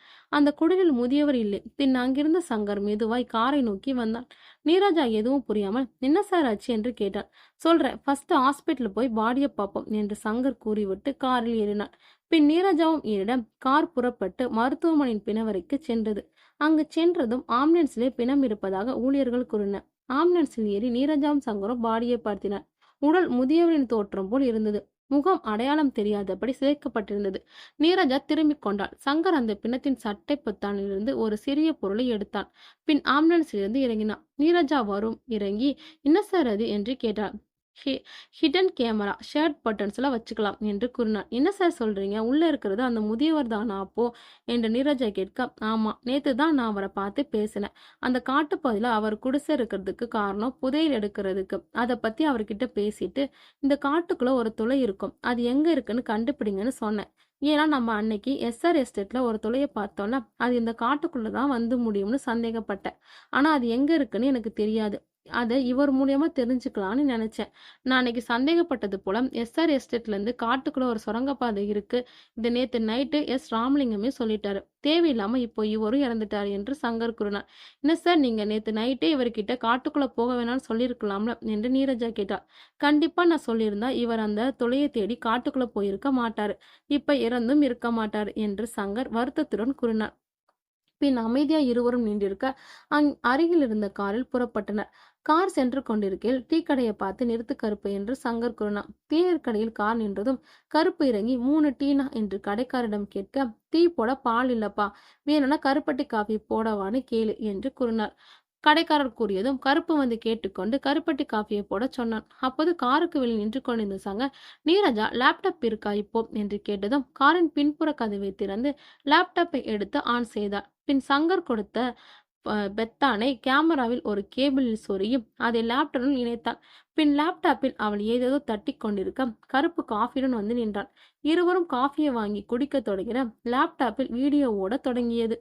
வீடியோவில் இறந்து போன முதியவர், சார் நீங்க சொன்ன மாதிரி இந்த கேமரா பட்டன்ல மாட்டிக்கிட்டேன். இப்போ இந்த காட்டுக்குள்ள போறேன். உங்களுக்காக மட்டும் இல்ல, நானும் அந்த புதையல் எங்க இருக்குன்னு கண்டுபிடிக்கத்தான் என்று கூறிய முதியவர் காட்டுக்குள் டார்ச் லைட் உதவியுடன் நடப்பது மடிக்கணியில் தெரிந்தது. இருளில் அந்த காட்டின் தரைப்பரப்புகள் தெரிந்திட வீடியோ சில நிமிடங்கள் ஓடிக்கொண்டிருந்தது. அப்போது ஒரு குரல் கேட்டதும் முதியவர் அங்கிருந்த மரத்தின் பின் நின்று விட்டார் போல வீடியோவில் ஒரே நிலையான காட்சி தெரிந்தது. அதில் 2 பேர் வெள்ளை நிற கோட் அணிந்து கொண்டு அங்க சிறுநீர் கழித்தனர். அப்போது ஒருவன், ஏன் சார் இவ்வளோ ரிஸ்க் எடுத்து ஏன் இந்த ரிசர்ச் பண்றானுங்க?